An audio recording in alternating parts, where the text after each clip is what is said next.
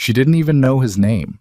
All she knew was that if she didn't pull him out of that chair in the next 7 minutes, one of the most powerful men in Asia was going to die in front of 400 witnesses.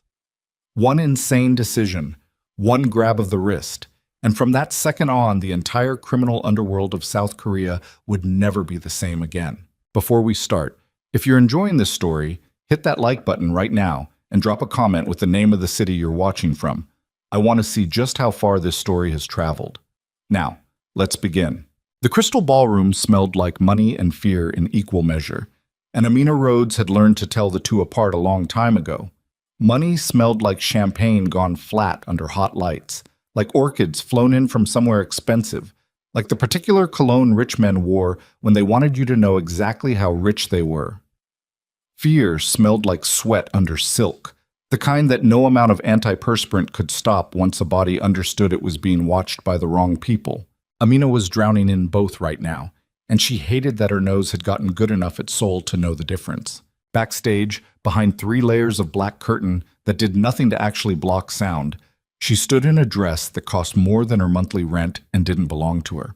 A stylist named Hana was pinning the back seam tighter than it needed to be, muttering in rapid Korean to an assistant about how the last girl had ripped the exact same dress at the exact same seam, and Amina kept her spine straight and her face blank because that's what you did. You stood there. You let strangers handle your body like a mannequin's.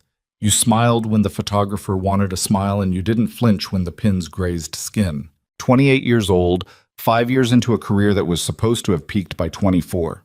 New York had chewed her up and spit her out 2 years back. Too commercial for the editorial girls, too off-brand for the commercial bookers. Always almost, never quite. Seoul had been the reset button. A fresh market, an agency that promised more work than it delivered, a one-bedroom apartment in Mapo that ate 60% of whatever she actually earned. Tonight's booking was a charity gala. Some hotel chain's foundation, some cause nobody backstage could actually name when she'd asked. The kind of job where you didn't get paid much, but you got photographed near people who mattered, and maybe one of them mattered enough to remember your face next season. "You're not breathing right," Hana said, not looking up from the pins. "I'm breathing fine." "You're breathing like you're about to cry. Don't cry. The makeup took 40 minutes. Amina laughed, short and dry. "I'm not going to cry." She was lying, not about the gala, about everything underneath it. 3 months behind on rent, technically 2, but her landlord had stopped pretending the distinction mattered. A mother in Queens who called every Sunday and asked the same question in the same gentle voice, "Baby, when are you coming home?" Like home was still a place that wanted her back. An Italian grandmother's accent that lived somewhere in the back of Amina's throat, inherited from a mother who'd married into Brooklyn and never quite let go of Calabria, and that accent was about to become the most useful thing Amina owned without her knowing it yet. She didn't know any of that yet. She just knew her feet hurt and her stomach was empty because models didn't eat before shows, and somewhere past the curtain a string quartet was playing something that sounded like money trying to sound like elegance. That's when she heard the voices. Low. Male. 2 of them, maybe 3 feet away, on the other side of a rolling rack of garment bags that nobody had bothered to move. Speaking Italian. Fast Italian. The kind that wasn't meant to be understood by anyone in this building, which was the entire point of speaking it in a Seoul hotel basement where nobody else would know what the hell they were saying, except Amina did. Her mother's voice lived in her head in 2 languages, had since before Amina could walk. Vieni qui, mangia. Non fare la stupida, and the accent these 2 men had wasn't a tourist's accent, wasn't even a native's accent exactly. There was something underneath it, some hard edge of a different language trying to disappear inside the Italian and not quite managing it. But the words themselves were clean enough. 7 minutes after the lights go down. Seat 7. The wiring will look electrical. Nobody will ask questions about an electrical fire at a 100-year-old hotel. Amina went very still. Hana kept pinning. The assistant kept fussing with a hem 3 feet away. Nobody else had stopped breathing. Nobody else had heard what Amina had just heard, because nobody else's mother had spent 26 years making sure her daughter never forgot where half her blood came from. She turned her head, slow, casual, the way you'd glance at literally anything backstage. 2 men. Dark suits. The kind that cost enough to disappear into a crowd of other dark suits. The kind security guards wore when they wanted to look like guests instead of staff.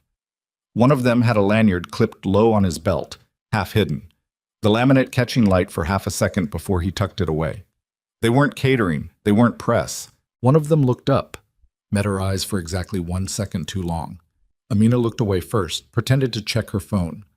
Her hands were shaking, and she hated that they were shaking because shaking hands got noticed, and she needed, badly, urgently, to not be noticed right now. She didn't know who Seat 7 belonged to. She didn't know if this was a joke, a rehearsal for some kind of theater, a sick prank between security contractors with too much free time. Part of her brain, the part that had survived 5 years of an industry built on humiliating young women just to see if they'd take it, wanted very badly to believe it was nothing. Walk away, do the show, collect the check, go home and call her mother and not mention any of this, because mentioning it would mean believing it, and believing it would mean she had to do something about it. But there was another part of her brain, quieter, harder, the part that had grown up hearing her grandmother's stories about men who disappeared in Calabria and never came back, and nobody ever asked why out loud. That part knew exactly what the wiring will look electrical meant. That part had heard enough about how the world's ugliest business got done to know that somebody, tonight, in this hotel, was about to die. And the people doing it had already decided how the headline would read. She found hotel security in the service corridor outside the kitchen, a heavy-set man in an ill-fitting blazer who looked at her dress before he looked at her face. "There's a problem in the ballroom," she said. "I overheard 2 men talking about, 'Miss, you can't be back here.' Just listen to me for 1 second. Seat 7, there's something wrong with models stay backstage until call time." He was already turning away, already done with her, his radio crackling with something more important than a foreign girl in a borrowed dress talking about wires. She tried the Gala's event coordinator next, a woman with a clipboard and a headset who had exactly 4 minutes of patience for anyone who wasn't a sponsor, a vendor, or talent walking the runway in the next 10 minutes. She tried calling the police from the bathroom, her voice low and urgent into a phone that kept losing signal in the basement, and got a dispatcher who asked her, not unkindly, to repeat herself 3 times before putting her on hold for what felt like an hour and was probably 90 seconds. Nobody believed her.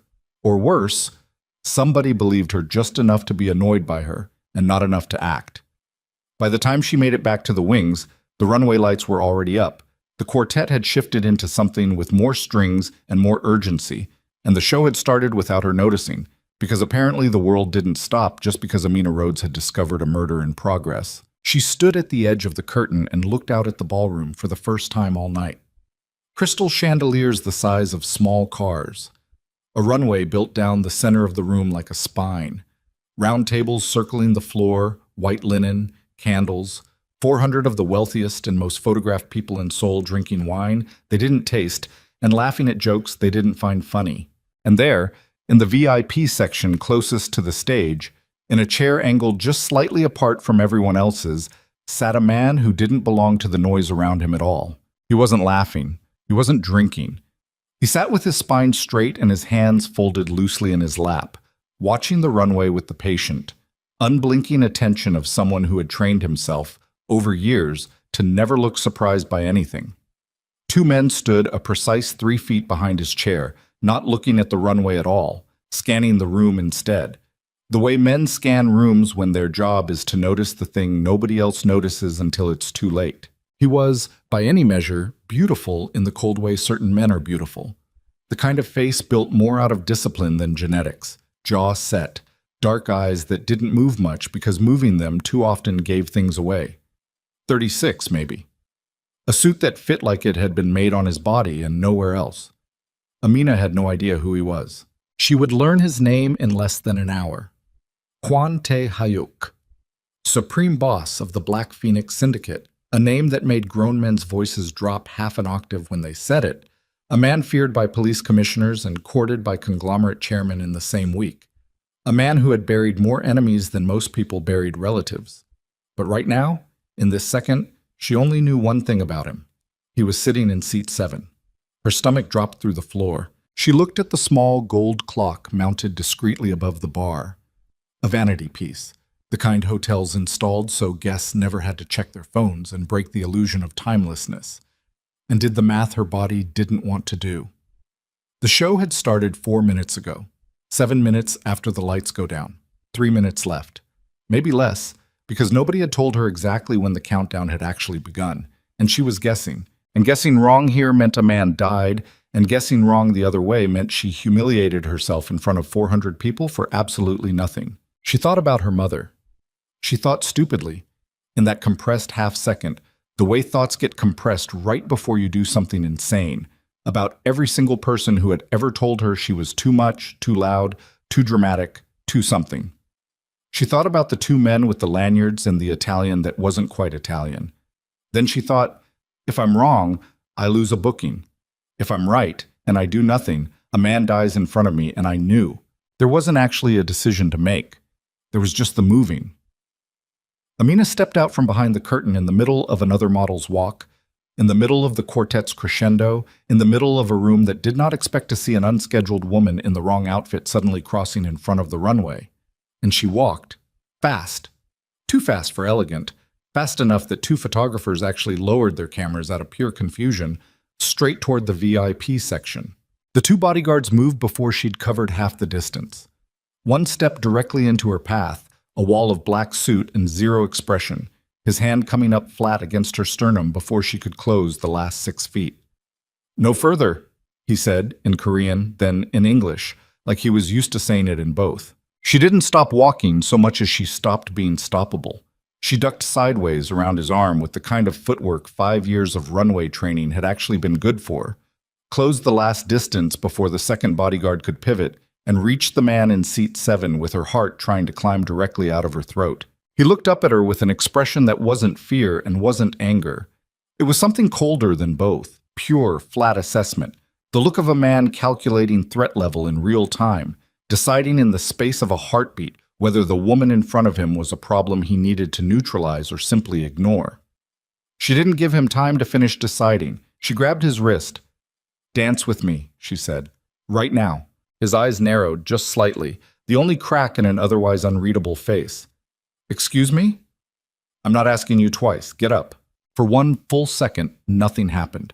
The bodyguards were already moving toward her, hands reaching for her arms, and somewhere in the back of the room, someone had started recording this on a phone, because of course they had, because this was the most interesting thing that had happened at a charity gala in years. And Kwante Hayuk, a man who had not taken an order from anyone in over a decade, who had men killed for less disrespect than a stranger grabbing his wrist in public, looked at this woman's face and saw something he hadn't seen aimed at him in a very long time. Not fear. Not greed. Not the particular hunger people got when they realized who he was and what he could do for them. Just terror. Pure and specific, and pointed directly at him, like she was trying to drag him out of a burning building he couldn't see yet. He stood up. He didn't know why. He would spend weeks afterward trying to explain that decision to himself and never quite manage it, except to say that some animal part of him, the part that had kept him alive through 3 assassination attempts and 1 civil war inside his own organization, recognized the shape of real danger, even when his conscious mind hadn't caught up yet. He raised a hand, barely, and the bodyguard stopped half a step away, confused, waiting for an order that didn't come. Amina pulled him onto the dance floor. It was, by any objective measure, the strangest 30 seconds of either of their lives.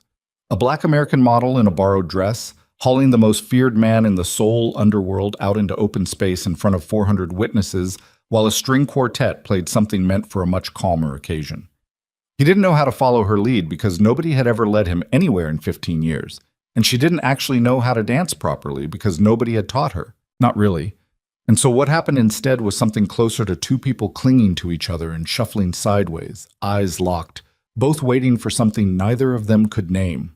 "You're going to explain this," he said quietly, his voice a low current under the music. "Or I'm going to assume you're trying to get yourself killed. Just trust me. Please. Just 3 more minutes." "I don't trust people I've never met." "Then trust the math." Her voice cracked on the last word. 7 minutes after the lights went down. "That's your chair. That's seat 7. Something shifted behind his eyes. Not panic.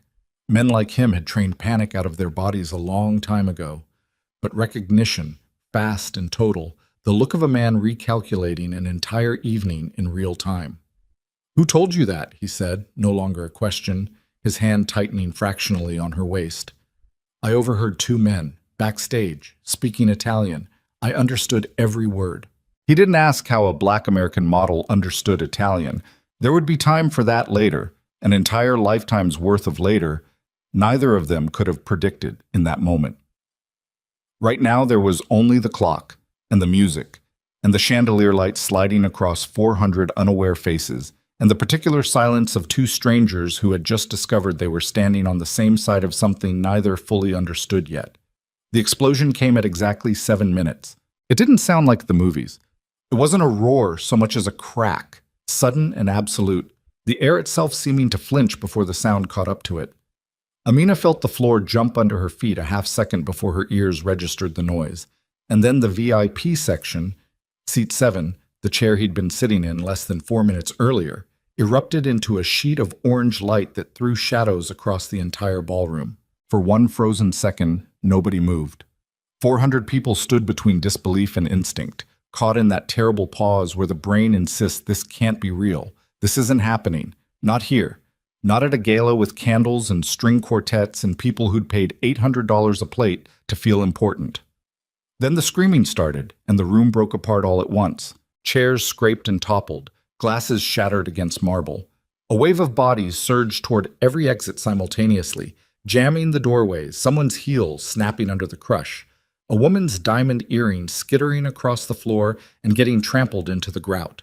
Smoke rolled across the ceiling in a thick gray sheet. The smell of it, burnt fabric, scorched wiring, something chemical underneath, hitting Amina's throat hard enough to make her gag. Taehyuk's two bodyguards were on him in an instant, one body slamming into his side and folding him toward the floor, the other already scanning the room with a hand under his jacket, reaching for something Amina didn't want to think too hard about. She found herself shoved down beside him, his arm coming across her back in something that wasn't tenderness but pure reflex. A man protecting an asset before he'd even decided what kind of asset she was. Through the chaos, through the smoke and the screaming and the wail of a fire alarm finally, uselessly, 3 minutes too late, kicking in overhead, Amina turned her head and found Taehyuk's face 6 inches from hers. He wasn't looking at the fire. He was looking at her like she'd just rewritten the laws of his entire existence in real time. You knew, he said, voice flat with something that might have been disbelief, might have been the beginning of a debt he had no idea yet how to repay. You actually knew. I told you, she said, and her voice was shaking now, the adrenaline draining out and leaving raw terror in its place, the kind of fear that only arrives after the danger's already passed, when the body finally has permission to feel what it just survived. I told everyone. Nobody listened. I'm listening now. The bodyguards hauled them both to their feet as hotel security finally arrived in force, as the first sirens became audible outside, as the ballroom emptied into chaos and the smoke kept climbing toward chandeliers that had, an hour earlier, looked like the most beautiful things in the room. Taehyuk didn't let go of her arm the entire time, not through the stairwell, not through the kitchen corridor they were rushed down to avoid the crush at the front entrance, not until they were standing in the cold night air of the service alley behind the hotel, both of them coughing smoke out of their lungs under a sky thick with the first sound of fire trucks. He looked at her then, really looked, for the first time without an audience, without a runway, without 400 witnesses deciding what story this would become by morning. And something in his expression had changed completely from the cold assessment he'd given her 2 minutes before the explosion. What's your name? He said. Amina Rhodes. You just saved my life, Amina Rhodes. I know, she said, and somehow, impossibly, found the breath to laugh, short and disbelieving, the laugh of someone who hadn't fully processed what her own body had just done. I'm aware. He studied her face for another long moment, the bodyguards flanking them both now, more men arriving from somewhere, dark cars sliding into the alley with their headlights off. Do you understand what you just walked into? I understood an explosion was about to happen. I didn't really think past that part. That's going to be a problem. His voice had gone quieter, harder, the voice of a man already 3 steps ahead of her into a future she hadn't considered yet. Whoever planted that device is going to want to know how their plan failed. They're going to find out it failed because of you, and men like that don't leave witnesses standing. The words landed in her chest like another small explosion. Slower, colder, the kind that didn't make noise but somehow hurt more. What does that mean? She said, even though some part of her already knew exactly what it meant, had known the moment those two men's Italian had stopped sounding like a coincidence and started sounding like a death sentence with her name quietly attached to it. He didn't answer right away. He looked past her, down the alley, at the smoke still curling out of the hotel's broken windows, at the chaos of a city about to wake up tomorrow, to headlines about an attempted assassination at the season's most photographed charity gala. When he finally spoke again, his voice had dropped into something low and absolute, a tone she would come to recognize over the following days, as the voice he used when a decision had already been made and there was no further discussion to be had. "It means," he said, "you're coming with me." She actually laughed at that, a short, sharp, disbelieving sound. "I'm sorry, what? You heard me. I don't even know you. I don't know your name." Kwon Tae-hyuk. He said it the way other men might say a job title, flat, factual, no weight attached, though the two bodyguards beside him both went very slightly still at the sound of it, leaving his mouth in front of a stranger. And in about an hour, every criminal organization with a working phone in this city is going to know your face from Gala footage and know that you're the reason their hit on me failed. So what, I just go with you to wherever it is men like you live? You go somewhere safe. Tonight that happens to be the same place. He stepped closer, and despite the chaos behind him, despite the smoke and the sirens and the dark cars idling with their doors already open, his attention narrowed down to her completely, like she was the only fixed point in a world that had just come unmoored. "I don't make promises easily, Miss Rhodes. I'm making you one now. As long as you're under my roof, no one touches you." Amina looked at him, really looked, past the suit, past the cold assessment in his eyes, past everything she'd assumed about powerful men in the 4 seconds before she'd grabbed his wrist on a runway floor, and understood, with a clarity that frightened her more than the explosion had, that she had no other options left standing. Not the police who hadn't believed her an hour ago and certainly weren't equipped to protect her from whoever had built that device. Not her agency, who would drop her the second her name appeared in connection with organized crime. Not her mother in Queens, 3,000 miles and one ocean away, utterly unable to help her with anything that was about to happen next. "Okay," she heard herself say, the word arriving in her own ears like it belonged to someone braver than she felt. "Okay, fine." He nodded once, like the matter was settled, because for him it was. Kwon Tae-hyuk did not ask questions twice and did not wait for permission once a decision had been made, and gestured toward the nearest car, its rear door already open, dark and waiting. She didn't know it yet, but she had just stepped fully and irrevocably into the most dangerous chapter of her life, and there was no version of tomorrow where she got to walk back out of it the same woman she'd been 20 minutes earlier. The hidden estate sat 40 minutes outside the city, beyond a checkpoint. Amina hadn't even registered as a checkpoint until the car slowed and a guard leaned down to confirm something through the driver's window in low, clipped Korean. High walls. Cameras mounted in clusters she counted out of pure nervous habit, 6, then a 7th tucked into the ivy where it was almost invisible. A house that wasn't a house so much as a fortress dressed in good architecture, all clean lines and dark stone, lit from below in a way that made it look less like a home and more like something built to withstand a siege, because she would learn over the following days it had been built to withstand exactly that. Inside, the silence was the first thing that unsettled her. No staff bustling, no chatter, nothing of the noise she'd expected from a man with this much money. Just a handful of men in dark clothes who moved like they'd rehearsed every motion 100 times, who looked at her with expressions she couldn't read and didn't try very hard to. Tae-hyuk led her through 2 sets of reinforced doors to a guest wing on the east side, a room larger than her entire Mapo apartment, and stood in the doorway without entering, like crossing that threshold himself would have meant something he wasn't ready to mean yet. "You'll stay here," he said. "Door's not locked. The house is." Comforting. It wasn't meant to be comforting. It was meant to be true. He studied her for a long moment, the adrenaline of the night finally draining visibly out of his shoulders, leaving something underneath that looked almost like exhaustion, almost like a man feeling his age for the first time in years. Get some sleep if you can. Tomorrow we find out exactly who tried to kill me tonight and exactly how much danger you're actually in because of it.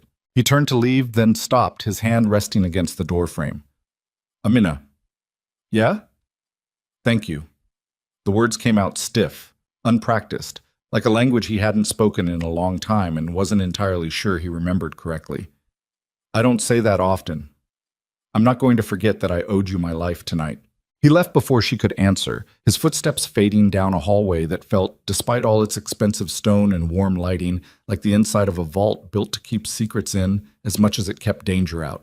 Amina sat down on the edge of an unfamiliar bed in an unfamiliar house belonging to a man whose name made hardened criminals lower their voices, and finally let her hands shake the way they'd wanted to shake since the moment she'd heard two strangers speaking fluent, almost Italian death in a hotel basement 6 hours earlier.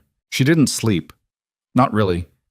She lay awake listening to a house that was too quiet for how many armed men she knew were inside it, replaying the explosion behind her eyes every time she closed them, feeling the floor jump under her feet again and again in memory until the windows finally lightened with the gray edge of dawn. She had no idea that, 3 floors below her, in a windowless room lined with monitors and silence, Quante Hayuk was sitting across from his head of intelligence, looking at grainy Gala security footage frozen on 2 men's faces, men who had vanished into the chaos of the evacuation and hadn't been seen since, and asking a question that would unravel 15 years of buried history. Find out who sent them, and find out why, after all this time, somebody finally decided it was worth the risk to come after me again. Because Quante Hyuk already had a name circling in the dark of his own mind, a name he hadn't let himself think in over a decade, a name belonging to a man he'd once trusted with everything he owned, a man who had stolen it all, vanished into the shadows 15 years ago, and who Tae Hayuk had assumed, wrongly, was either dead or too broken to ever come back. He was wrong on both counts, and by morning, the war that name was about to reignite would make tonight's explosion look like nothing more than the opening note of something far worse still waiting in the dark. Morning came to the estate the way it came to places that didn't trust the sun. Slow, gray, filtered through reinforced glass that turned daylight into something thinner than it should have been. Amina hadn't slept so much as drifted in and out of a half-conscious loop of fire and footsteps, and when she finally gave up and sat upright, her neck ached and her mouth tasted like smoke that wasn't actually there anymore. She found a change of clothes folded on a chair she hadn't noticed the night before. Black slacks, a plain gray sweater, nothing with a label she recognized. Everything exactly her size in a way that should have comforted her and instead made her stomach turn. Someone had measured her with their eyes while she was in shock and ordered clothes before dawn. That wasn't hospitality. That was logistics. She dressed anyway, because the alternative was staying in last night's dress, and walked out into a hallway that smelled like coffee and gun oil. An odd combination that told her everything about the building she was in. A man she didn't recognize stood near the staircase, hands folded, watching her with the patient blankness of someone whose entire job was watching. He didn't speak. She didn't ask. She'd learned that much in 12 hours. Questions in this house got answered on their schedule, never yours. She found Taehyuk in a room 3 doors down, and the first thing she registered wasn't his face. It was the noise. Raised voices, 2 of them, Korean coming fast and hard enough that she didn't catch words, just temperature, and the temperature was furious. She stopped in the doorway. Nobody noticed her for a full 3 seconds, which told her something too. Taehyuk stood behind a long table covered in printouts and a laptop angled toward him, his jacket gone, sleeves rolled to the forearm, a man who looked like he hadn't slept any more than she had. Across from him stood an older man, gray at the temples, a face carved into permanent disapproval, jabbing one finger down onto the table like he was trying to put a hole through it. 400 witnesses, Taehyuk, 400 phones. By noon, there will be footage of you running out of that ballroom holding hands with an American model nobody has ever heard of. And you want me to tell the council this is contained? I want you to tell the council what I tell you to tell them, Director O. That's not how this works anymore, and you know it. Director O's voice dropped, sharper for the quiet. The council already doesn't trust you after the Busan shipment. Now you hand them a security failure broadcast on every gossip channel in the country, and the woman responsible for exposing it is sleeping under your roof. Do you understand what that looks like? I understand what it looks like. I don't care what it looks like. I care that I'm alive. Because of her. O turned finally and saw Amina standing in the doorway, and his face did something complicated. Surprise, contempt, calculation, all in under a second. Speak of timing. Taehyuk's eyes found her too, and something in his posture shifted, not soft exactly, but careful, like a man recalibrating mid-sentence because the audience had changed. Amina, this doesn't concern you. It's literally about me, she said. I think it concerns me. Director O made a sound that wasn't quite a laugh. She has opinions. Wonderful. Watch your tone, Taehyuk said, low, and the room actually went quieter, the kind of quiet that told Amina more about the hierarchy in this house than any introduction could have. Director O's jaw tightened, but he said nothing else, just gathered his printouts with the controlled, furious efficiency of a man who'd lost an argument he wasn't used to losing. He brushed past Amina on his way out, close enough that she caught the smell of expensive cologne over something colder underneath, and muttered, just for her, in accented English clearly meant to land, "Enjoy the house while it lasts." She didn't answer. She watched him go, then turned back to Taehyuk, who was already rubbing one hand across his face like he was trying to physically push the last 10 minutes off his skin. "Friendly guy," she said. "He's not wrong to be angry. You're defending him?" "I'm explaining him." Taehyuk came around the table, slower than he'd moved last night, the adrenaline gone and exhaustion sitting heavier in its place. Director O has run intelligence for this organization for 11 years. He's watched me make decisions he didn't agree with before. This is one more. I'm a decision now. You're a complication, he said, and something in his bluntness landed harder than she expected, a small flinch she tried and failed to hide. He noticed. His expression didn't soften exactly, but it shifted, the cold calculation behind his eyes giving way, just slightly, to something almost apologetic. That's not an insult. It's a fact.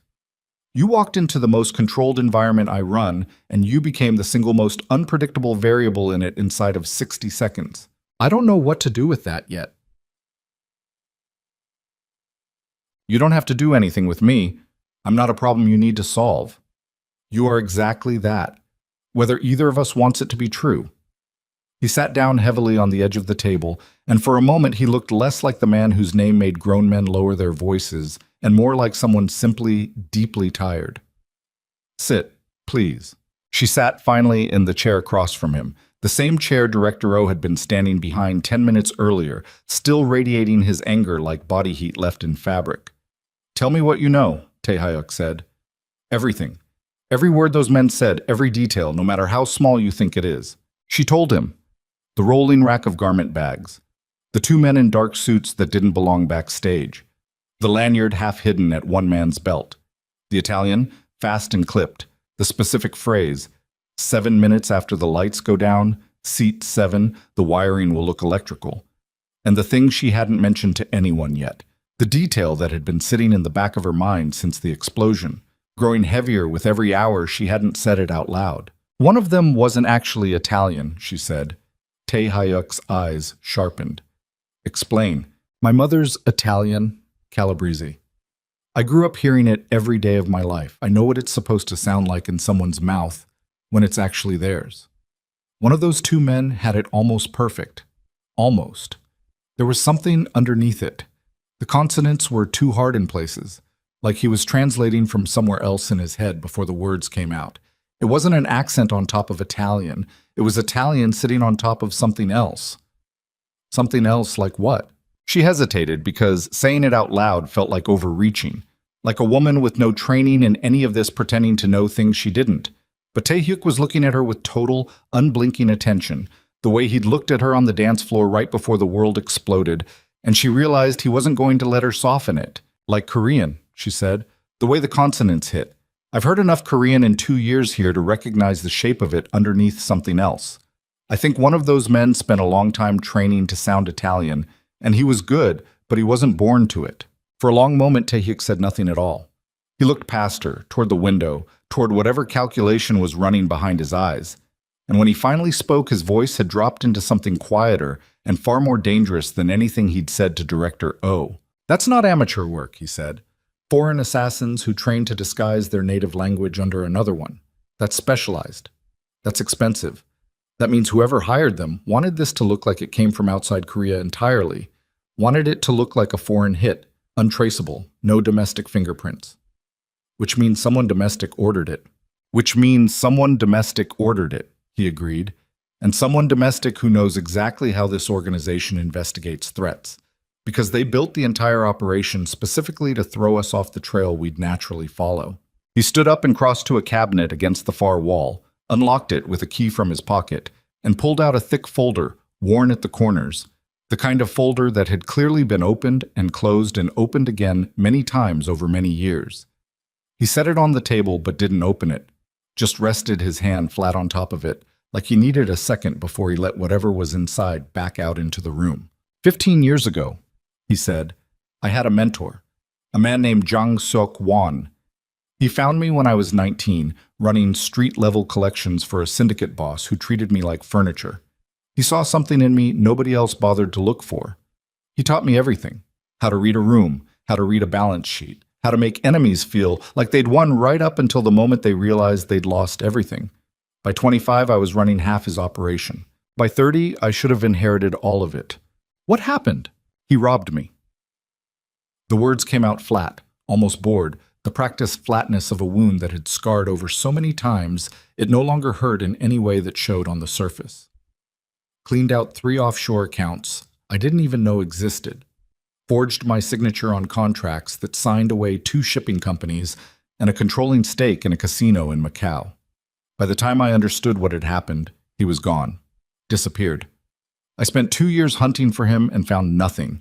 Not a name, not a sighting, nothing. Eventually I stopped looking, because looking was costing me more than finding him would ever be worth, and because everyone around me had started to believe he was dead.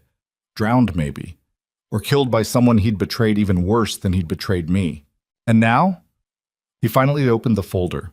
Inside was a single photograph, grainy, clearly taken from a distance with a long lens. A man in his 60s, silver-haired, standing outside what looked like a private airfield, flanked by 2 security men in suits that matched the style of the men Amina had seen backstage almost exactly. Now I think he's not dead, Taehyuk said. I think he's been alive this entire time, building something quietly, somewhere I never thought to look. And last night he finally decided it was time to finish what he started 15 years ago. Amina stared at the photograph, at the soft, almost grandfatherly face of a man who, according to everything Taehyuk had just told her, had built an entire 15-year second life out of betrayal and patience. You don't have proof it's him. No. But you believe it anyway. I believe it because nobody else alive hates me enough and knows me well enough to plan something this precise.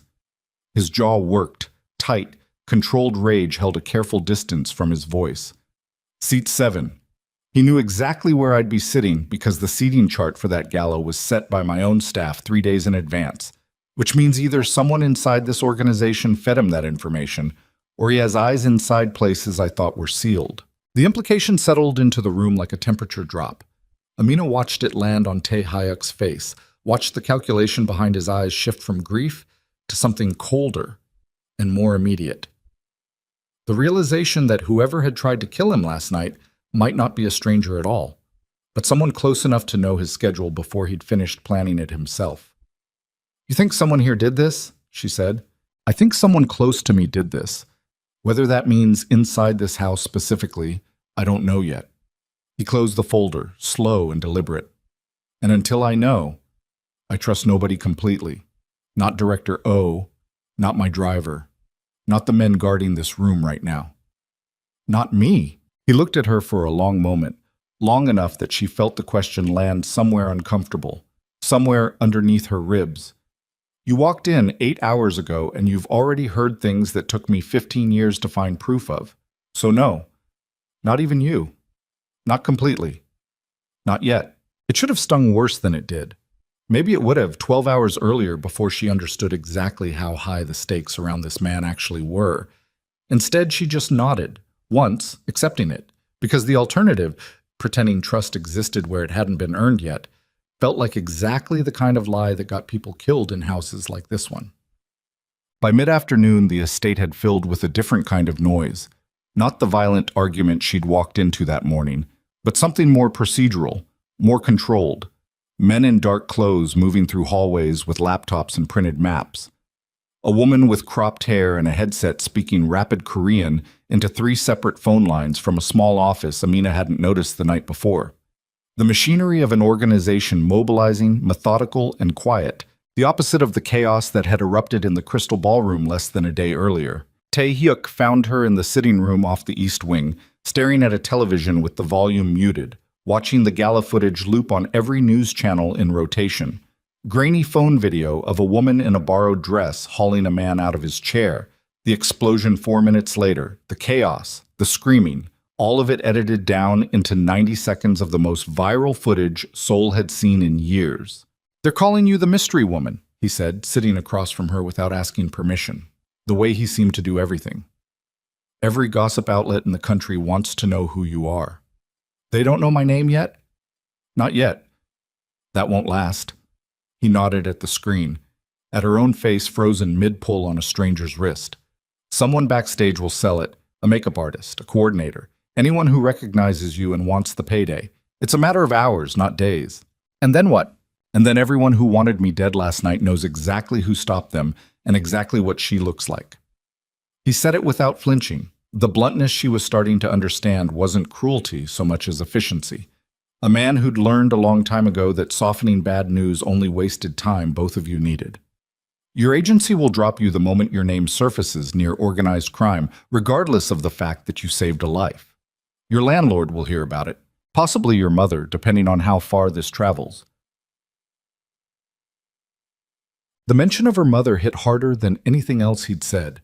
Amina's throat tightened, sudden and humiliating, and she hated that he watched it happen. Hated that a man this controlled got to see her come apart over something as small as a sentence about queens. "She's going to see this," Amina said, quiet. "She's going to call me terrified, and I'm not even allowed to tell her where I am." "You can call her." "And say what? That I'm hiding in a Mafia boss's fortress because I saved his life and now I might die for it?" "Tell her you're safe. Don't tell her how. That part isn't a lie. Not yet." His voice had softened, fractionally, the closest thing to gentleness she'd heard from him since the dance floor. "I won't let anything happen to you in this house. You said that last night, too. And it's still true this morning." He leaned forward, elbows on his knees, and for the first time since she'd met him, his face lost the carefully maintained distance he wore like armor, replaced for one unguarded second by something that looked almost like guilt. "I know what I dragged you into. I know you didn't ask for any of this. You walked backstage to put on a dress for a charity show, and instead you ended up the most wanted woman in the Seoul underworld in under an hour. I'm not going to pretend that's fair. Ashan Siki..." "It's not fair," she agreed, "but I made the choice. Nobody forced me onto that dance floor." "No, but somebody's going to try to make you regret it." He said it flatly. No drama, just fact. The kind of warning that landed harder for how little weight he gave it. "And I need you to understand that the people who sent those assassins aren't the kind who give up after one failure. They'll come again, possibly soon, possibly through someone you'd never expect." She thought briefly of Director O's voice that morning, sharp with contempt, the way he'd looked at her like a stain on something he'd spent 11 years keeping clean. "You think it could be someone in your own house? I think I don't know who to trust right now, and that terrifies me more than the explosion did." He sat back, the unguarded moment closing as quickly as it had opened, the mask sliding back into place. "Which is exactly why I need to ask you something, and I need you to answer honestly, even if the answer makes you angry. Ask, is there anyone at all, who knew you were going to be at that gala last night? Anyone who could have known in advance that you'd be backstage, near those 2 men, at exactly the moment they were having that conversation?" The question landed like a slap. "You think I set this up? I think I have to ask. I think if I don't ask the obvious question first, I'm not doing my job, and not doing my job is how people end up dead." His voice stayed level, professional, but something underneath it was almost pleading with her to understand. I'm not accusing you. I'm eliminating possibilities. That's how this works. My agency booked me for that show 2 days ago. I didn't even know which hotel until that morning. Her voice had gone hard, defensive, anger finally breaking through the exhaustion and fear that had dominated the last 18 hours. I have rent I can't pay, a mother I can barely afford to call, and I just lost the only steady booking I had this month because everyone's going to be too scared to hire the model who almost got herself killed at a gala. Whatever this is, I didn't plan it. I didn't even want it. I believe you. Do you? Or are you just saying that because it's convenient? He didn't answer right away, and the silence stretched long enough that Amina almost regretted asking, almost wished she could pull the question back into her mouth before it had time to do whatever damage it was about to do. But when he finally spoke, his voice was quiet, careful, stripped of the cold efficiency he wore like a second skin. I've been betrayed by people I trusted with my entire life, he said. My mentor robbed me of everything I owned and vanished for 15 years. I don't extend trust easily, and I don't extend it quickly because the last time I did, it cost me more than money ever could. He met her eyes, steady, deliberate. But I watched your face on that dance floor last night. I watched it again just now talking about your mother. Whatever you are, Amina Rhodes, you're not a woman who plans murders for a payday. I'd stake my life on that. Boss, you already did, she said, quieter now, the anger draining out as fast as it had come. Last night, you staked your life on a stranger grabbing your wrist. I know. Something flickered across his face. Not quite a smile, but close to it, the ghost of one. I'm starting to think it might be the best decision I've made in years. The piece didn't last.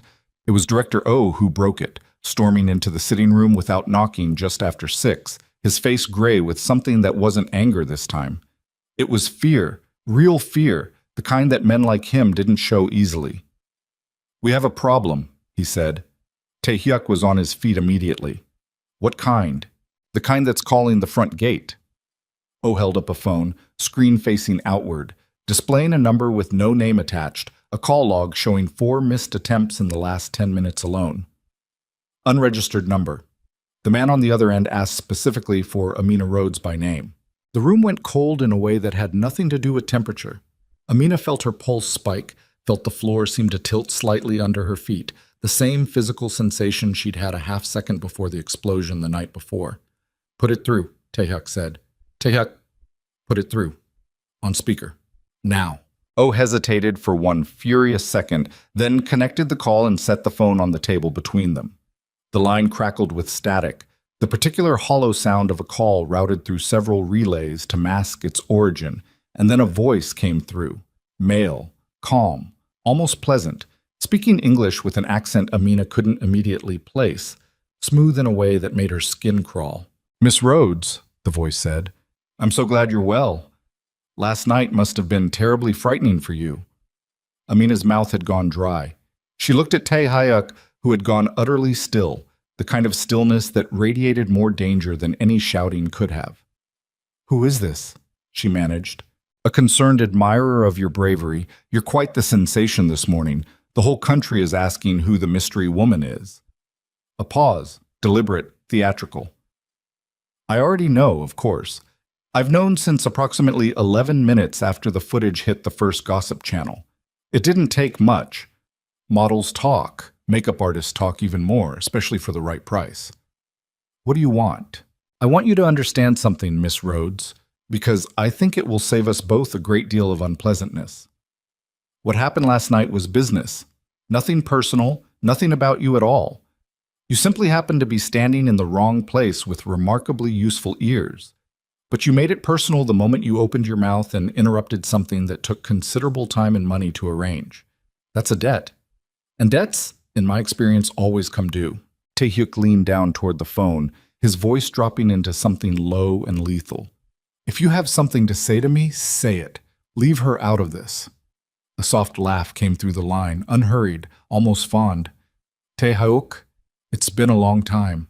You sound well, surviving even, against the odds, which I suppose I should have anticipated. You always did have a talent for surviving things that should have killed you. The voice. Amina watched Tae-hyuk's face as recognition hit him, watched something break open behind his eyes.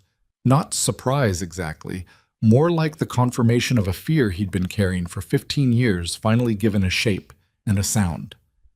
Jang, he said, and the single word came out of him like something physically torn loose.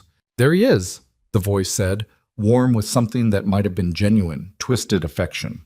I wondered if you'd recognize my voice after all this time. I confess I'm a little disappointed it took you this long. I expected you to know within the first sentence. You're alive.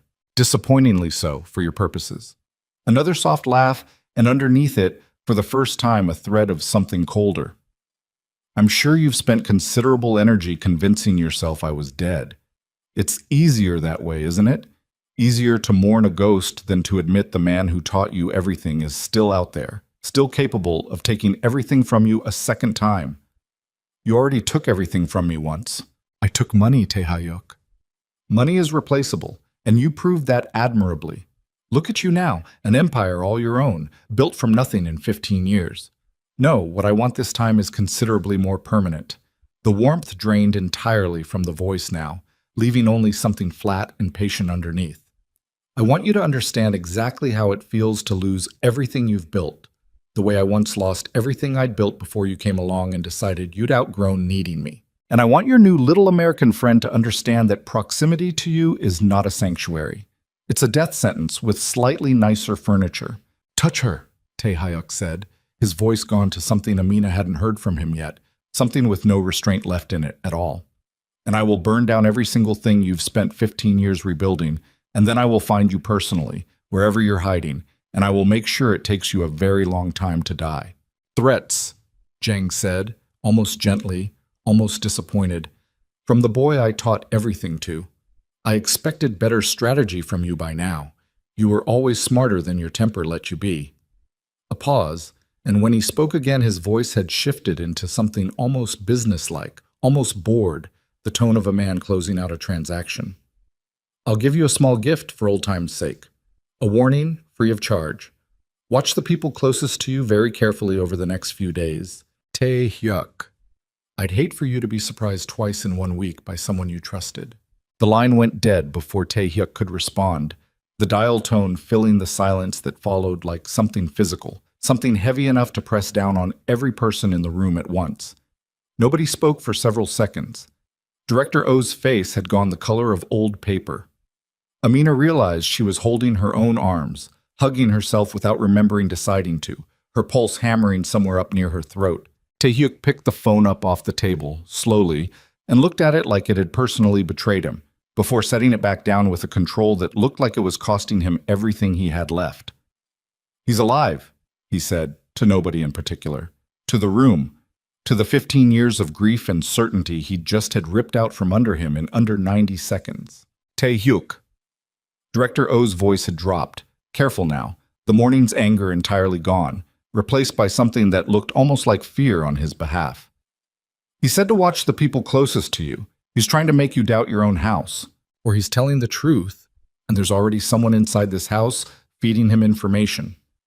Tae-hyuk's eyes swept the room, slow, deliberate, landing briefly on O, on the 2 guards by the door, on Amina, on every single face present like he was cataloging threat levels in real time, exactly the way he'd looked at her in the second before she'd grabbed his wrist on the dance floor. Which means starting right now, nobody in this house gets the benefit of the doubt. Not staff, not security, not family, if I had any left to suspect. You're not seriously suggesting. I'm suggesting exactly what I'm suggesting. His voice had gone hard, final. A man already 3 steps into a decision nobody else in the room had caught up to. Full audit. Every phone, every account, every visitor log going back 6 months.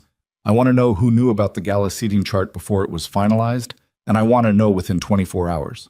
Director O's jaw worked, the protest dying somewhere behind his teeth, because even furious, even humiliated, he understood the order wasn't actually a request. He left without another word, the door closing harder than it needed to behind him. Amina stood very still in the middle of the room, watching Tae-hyuk stare at a phone that had already gone dark and silent on the table, His shoulders set in a rigid line that hadn't existed an hour earlier. "He sounded like he cared about you," she said quietly, underneath all of it, like he did care about me. Tae-hyuk's voice came out raw, stripped of every careful layer he usually kept it wrapped in. "That's what makes this so much worse than a stranger trying to kill me. Jang Sok-won loved me like a son for 10 years before he robbed me blind. Whatever he is now, whatever this has turned him into, some part of that man is still in there, and that part knows exactly where every weakness I have is buried, because he's the one who taught me to hide them in the first place." What does he want? Really? Not the money. He said it himself, he doesn't care about money anymore. He wants me to understand how it felt to be him 15 years ago. Betrayed, abandoned, watching someone he built rise higher than he ever did. Tae-hyuk finally looked up at her, and his eyes had something in them she hadn't seen before. Not fear exactly, but something close to it. The particular dread of a man who suspects he's about to lose something he hasn't fully admitted he has yet. And he's going to use you to do it. He as good as said so. You're not just collateral to him anymore. You're a lever. He's going to come for you specifically because hurting you hurts me more than any amount of money or territory ever could. Why would that hurt you? The question came out before she'd decided to ask it, raw and unguarded in a way that surprised her even as she said it. Tae-hyuk didn't answer right away. He crossed the room instead, slow, deliberate, until he was standing close enough that she could see the exhaustion etched into the lines around his eyes. Close enough that the air between them felt thinner than it should have. "Because in less than 24 hours, he said quietly, you've become the only person in this entire organization I don't have to second guess. And that terrifies me almost as much as Jang's voice on that phone just did." Neither of them moved for a long moment. The room held its breath around them, the way rooms sometimes do right before something irreversible happens. And Amina understood distantly that whatever this was building toward, there was no version of the next several days that let either of them walk away unchanged. It was the alarm that broke the moment, sharp, sudden, a piercing electronic shriek from somewhere deep in the house's security system, followed almost immediately by a guard's voice shouting in Korean from down the hallway, urgent and afraid in a way none of the men in this house had sounded since she'd arrived. Tae-hyuk's head snapped toward the door. "What is that?" The guard who burst into the room a second later didn't wait for permission to speak. "Perimeter breach, north wall. Cameras 7 and 8 just went dark at the same time. Someone cut the feed."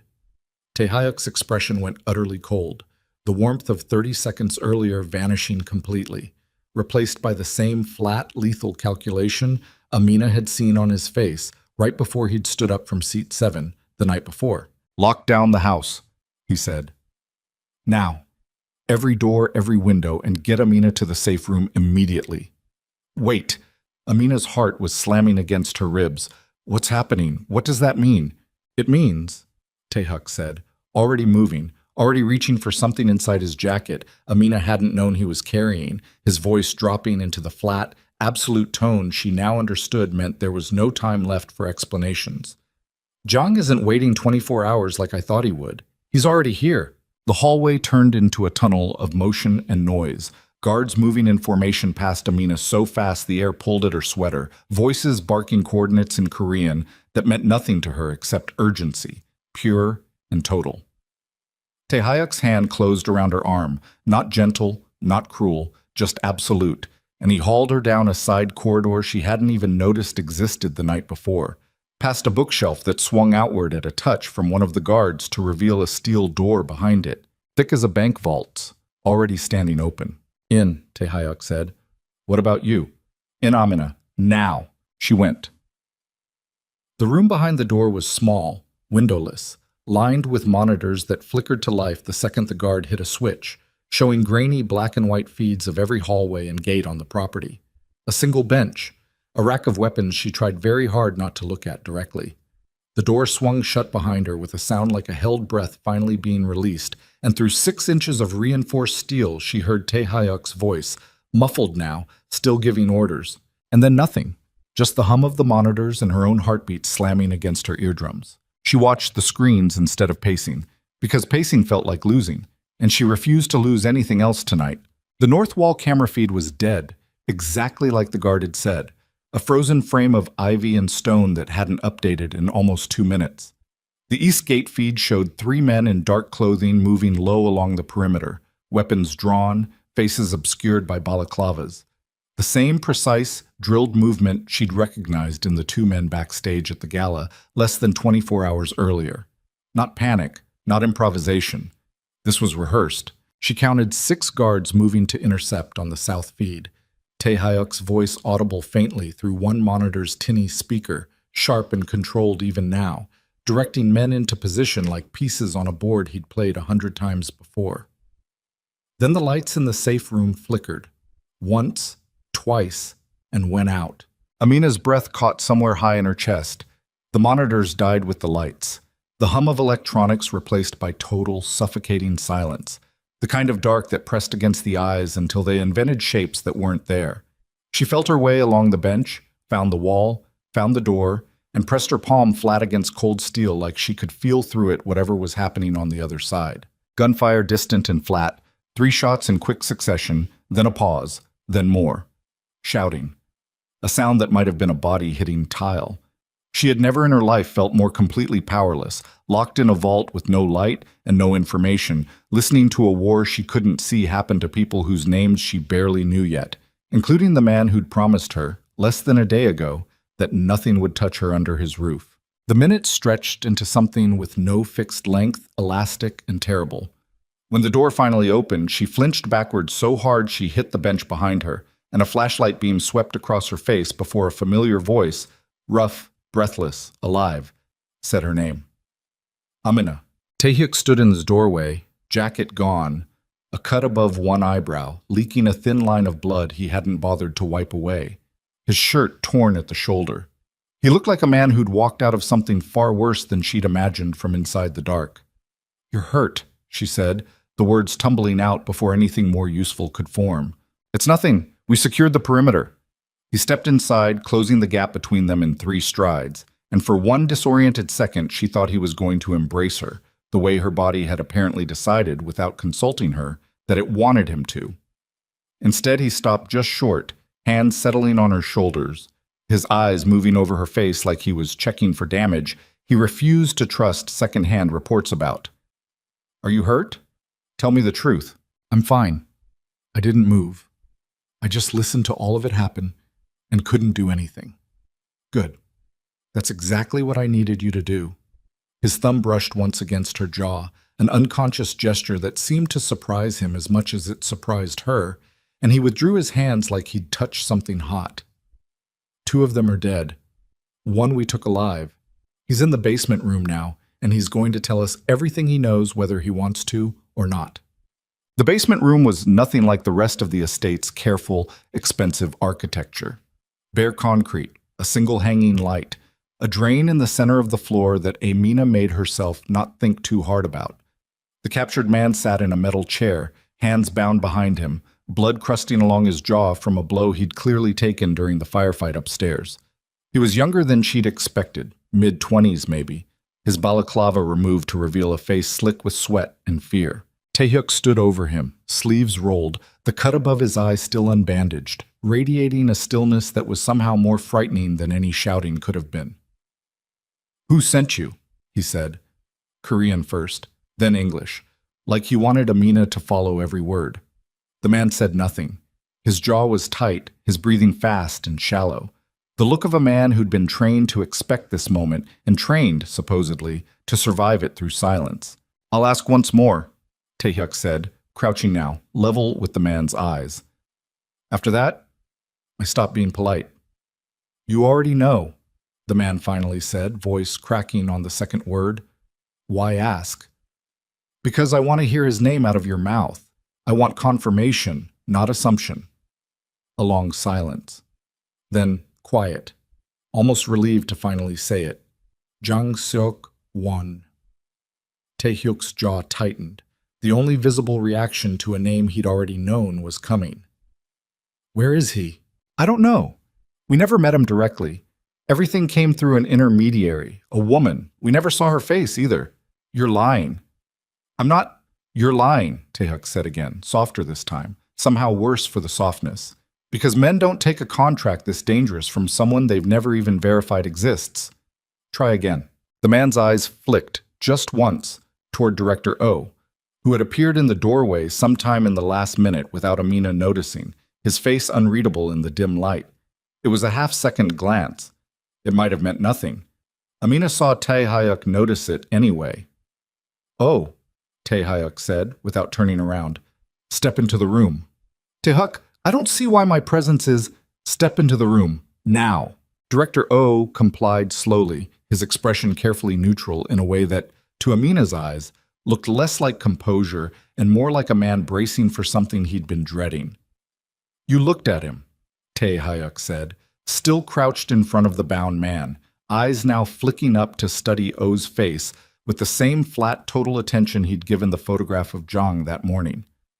"Just now. Why?" "He's a prisoner in my basement. I'm allowed to look at him." "You looked at him the way a man looks at someone he's worried is about to say his name." Tae-hyuk rose, slow, unfolding to his full height, and the temperature in the room seemed to drop several degrees in the process. "Director O, 11 years of service, 11 years of knowing every schedule I've ever kept, every seating chart, every gate code, every camera blind spot in this entire property." "Don't," O said, and his voice had changed, gone tight and fast in a way Amina hadn't heard from him before. "Don't you dare stand there and accuse me after 11 years of loyalty, after everything I rebuilt for this organization while you were still learning which fork to use at dinners with men who wanted you dead. Who told Jang about the Gala seating chart?" "I don't know." "Who told him I'd be at seat 7 3 days before the event even happened?" "I said I don't know." "Then explain," Tae-hyuk said, and his voice had gone past anger into something colder. "Why this man just looked at you like you were the only person in this room who could save him, the second I asked him a question he didn't want to answer." Director O's composure finally cracked, the carefully maintained gray dignity of 11 years collapsing all at once into something raw and frightened. "You think after everything I've built with you, I'd sell you to that man?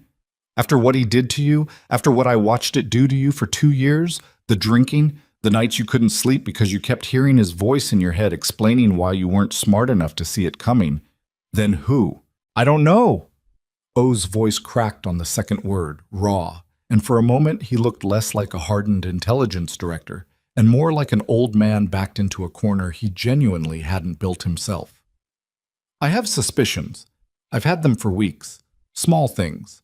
Files accessed at odd hours, a guard rotation that changed twice without my authorization, a vendor contract for the Gala catering that got approved through a channel I didn't recognize. I didn't bring it to you because I didn't have proof, and accusing someone in this house without proof, you of all people know what that costs."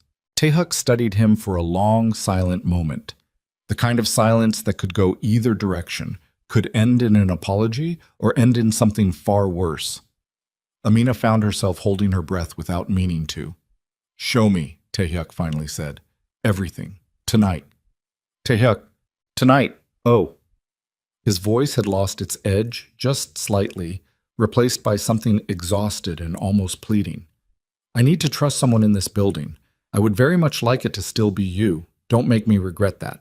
Oh nodded, once, sharp, and turned to leave, and it was in that turn, in the half-second his back was exposed to the room, in the small, almost imperceptible flinch that crossed the bound prisoner's face, that everything Amina had been quietly cataloging since she'd walked into that basement clicked into a shape she hadn't wanted to see.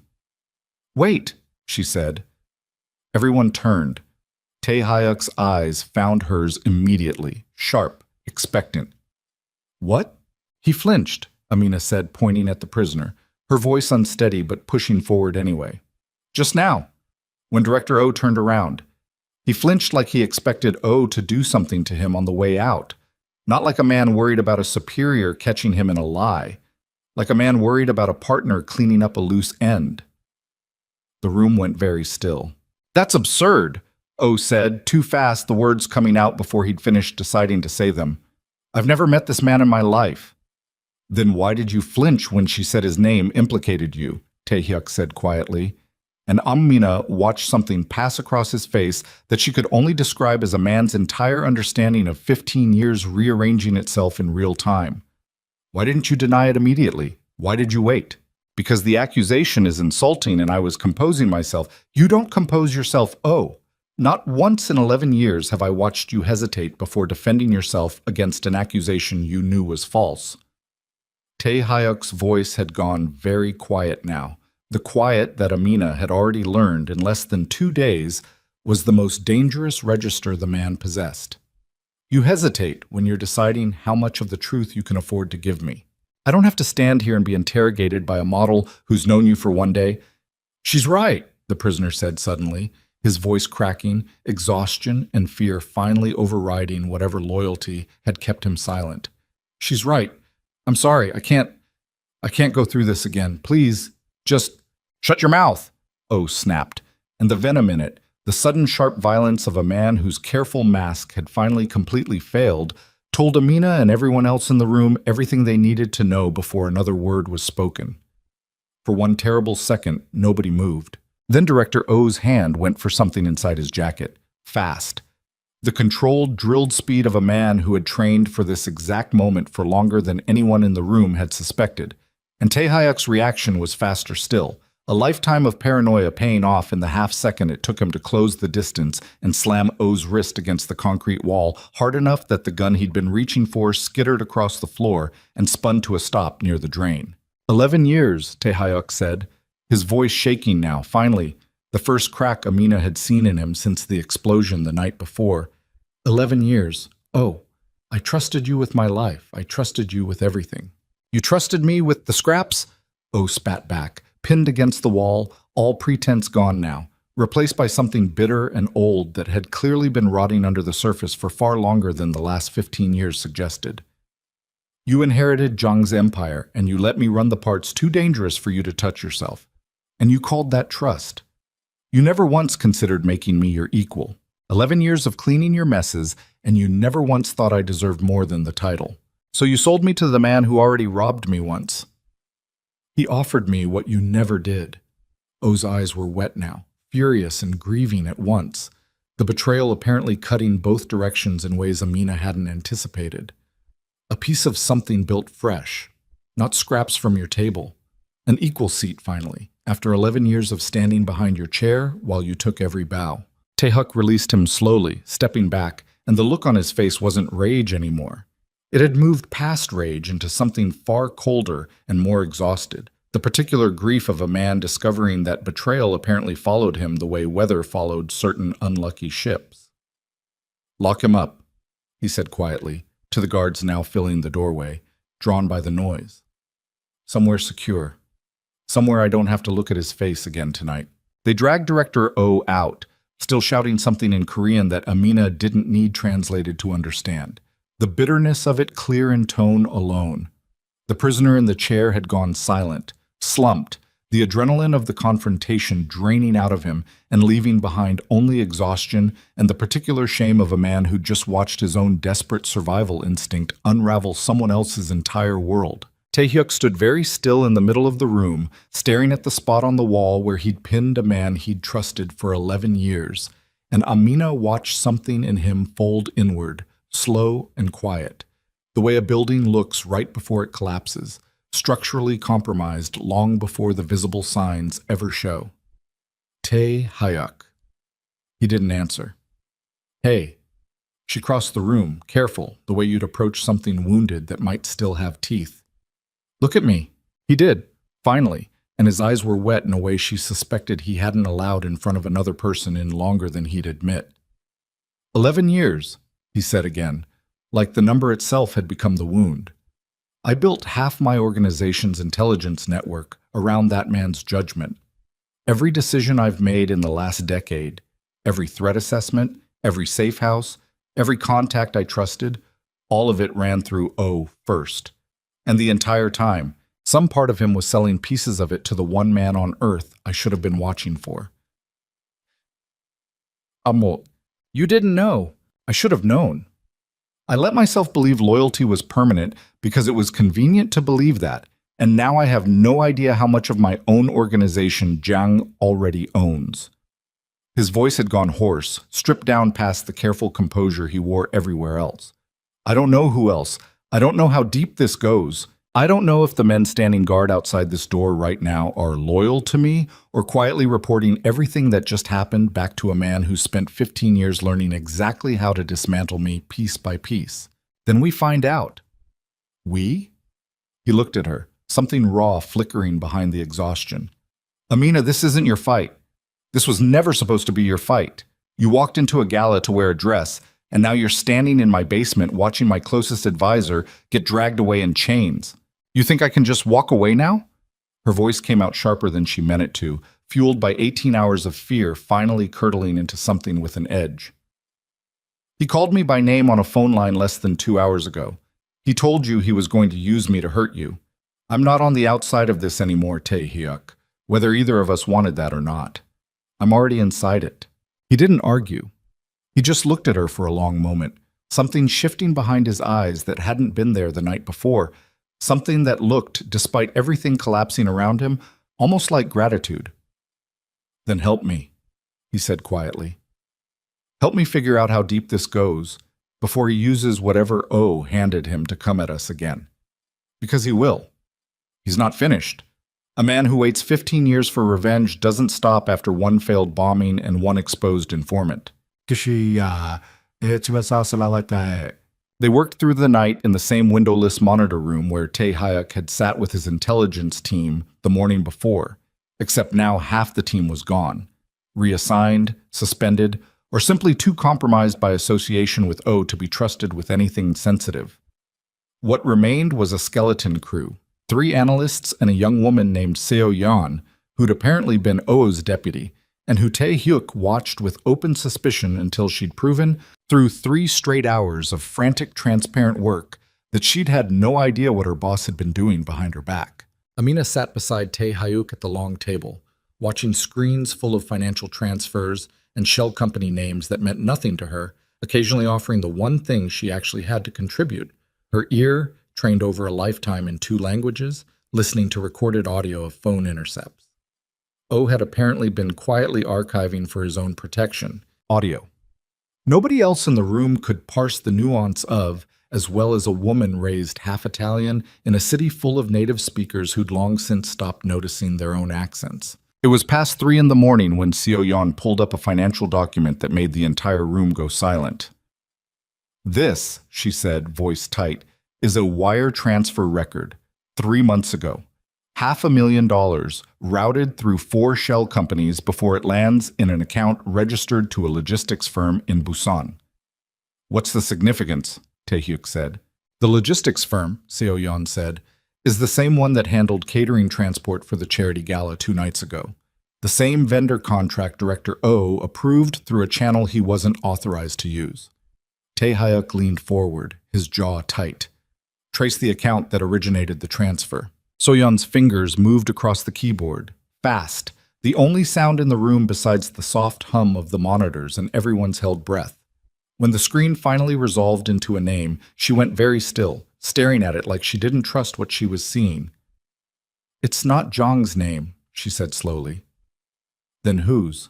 She turned the screen toward him, and Amina watched Tae-hyuk's face change in real time, watched 15 years of certainty about who his enemy actually was, crack down the middle and fall away entirely, replaced by something far worse than betrayal. Confusion, total and disorienting, the particular horror of a man realizing the war he thought he understood was actually a different war entirely. That's impossible, he said very quietly. Tae-hyuk! Amina's voice came out barely above a whisper, watching his face. Who is it? He didn't answer right away. He just kept staring at the screen, at a name that had apparently rewritten everything he thought he knew about the last 15 years of his life. His hand braced flat against the table like he needed it to keep himself upright. It's a holding company, he finally said, registered under my late father's name. A name I haven't used in business in over a decade because I assumed every account attached to it had been closed when he died.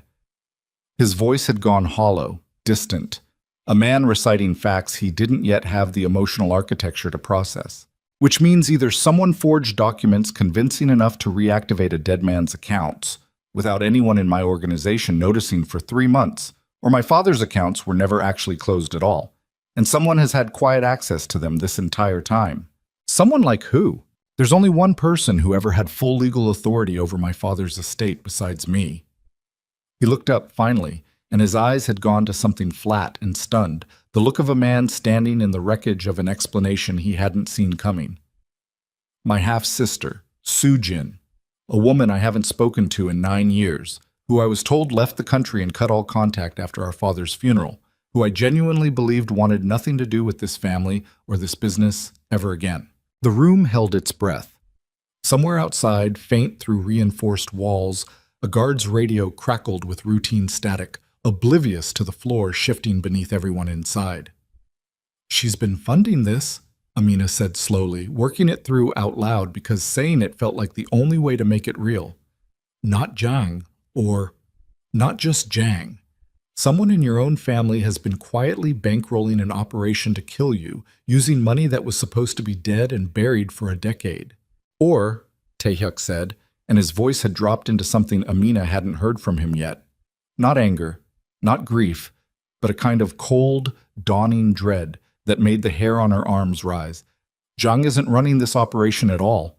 He's a face, a voice on a phone, designed to make me look exactly where he wanted me looking, while the actual architect of all of this has been sitting close enough to my own bloodline that I never once thought to check. He stood up so fast his chair scraped hard against the floor, already moving toward the door, already reaching for his phone, his entire body suddenly charged with a violence of purpose that hadn't been there a minute earlier. "Where are you going?" Amina said, rising to follow him. "To find out exactly how long my sister has been planning to bury me," he said, "and exactly how much further this goes before there's nothing left of my organization, or my family, or my life that she hasn't already quietly poisoned from the inside." He was 3 steps from the door when it opened on its own, fast, hard, one of the perimeter guards filling the frame with a face gone the color of ash, breathless from running. "Sir," the guard said, "you need to see the front gate cameras, right now." "What is it?" "There's a woman at the gate, sir. She says she's family. She says she's here to talk." The guard swallowed hard, his eyes flicking once to Amina before settling back on Taehyuk. "She gave her name as Kwon Soo-jin." Taehyuk went absolutely still, the blood draining from his face in real time, and for one suspended second nobody in the room breathed at all. "She's here," he said, the words coming out flat with disbelief. "She's standing at my own front gate." He turned toward the monitor bank, hands shaking now, in a way Amina hadn't seen from him since the explosion 2 nights before, and pulled up the feed himself. And there, on a grainy black and white screen, stood a woman in an expensive dark coat, alone, unarmed as far as the camera could tell. Standing perfectly still at the edge of the property, she had apparently spent months quietly conspiring to take from her own brother by any means necessary, looking directly up into the lens like she'd known exactly which camera to find. Taehyuk was already moving before the feed had finished loading, jacket abandoned somewhere behind him, sleeves still rolled from the basement, the cut above his eye reopened slightly, and trailing a thin line down his temple that he didn't seem to feel anymore. Amina caught up to him at the top of the stairs, breath ragged, her own pulse hammering so hard she could feel it in her teeth. "You can't go out there alone. She's my sister. She's the woman who's been funding the men trying to kill you for 3 months. Amina grabbed his arm, hard enough that he actually stopped, turned, looked at her with eyes that had gone past exhaustion into something raw and unfiltered. "That doesn't make her safe. That makes her the most dangerous person who's walked onto this property since the bombing. I know what she is."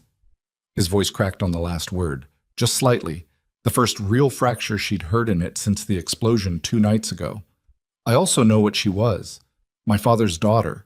6 years old when I left home, crying because I wouldn't take her with me. I need to look at her face and find out which one of those 2 women is standing at my gate right now. Then I'm coming with you." "Absolutely not. You don't get to decide that anymore."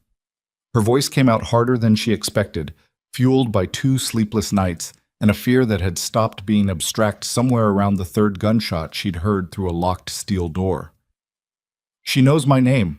She's been part of a plan that already tried to kill me by extension. I'm not staying in a room waiting to find out what happens to you." He looked at her for one long second, something complicated moving behind his eyes.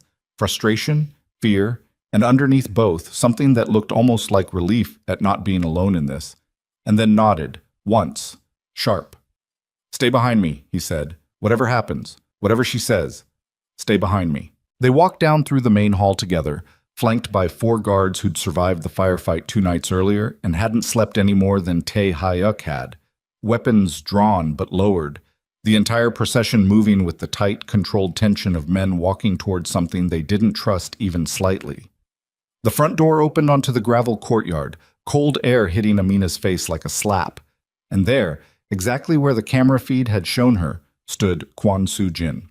She was younger than Amina had expected, maybe 32, 33, with her brother's same sharp jaw and dark, watchful eyes, dressed in a coat that cost more than Amina's entire wardrobe, standing utterly alone in the dark with her hands visible, empty, held slightly away from her body, in a gesture that was either genuine surrender or a very practiced performance of it. "Hello, brother," she said, in English, her voice steady despite the 4 armed men flanking him on either side. "You look terrible. I'm sorry about that." "Don't," Taehyuk said, and his voice had gone to something flat and dangerous. "Don't you dare stand there and act like you're concerned about my appearance after 3 months of funneling our father's money into an operation to bury me." Something flickered across her face. Not quite surprise, more like the particular disappointment of someone watching a card get played slightly earlier than they'd planned for.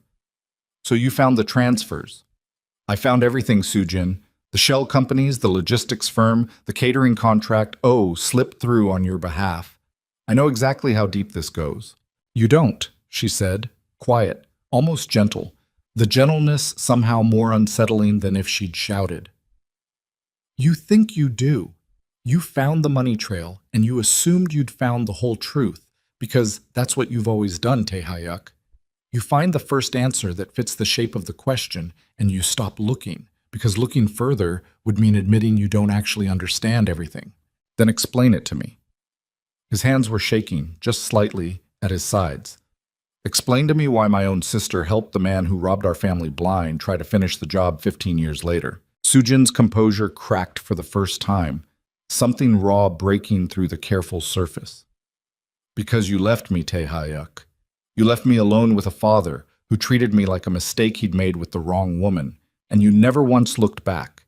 You built your empire, and you let me rot in that house with him for 9 more years before he finally died. And in all that time, not one phone call. Not one.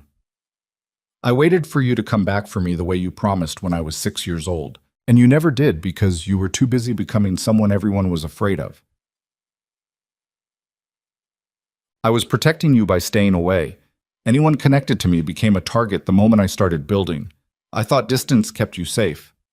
"You thought distance was convenient," she snapped, and the careful, gentle voice was gone entirely now, replaced by something jagged and furious that had clearly been compressing under pressure for far longer than 3 months.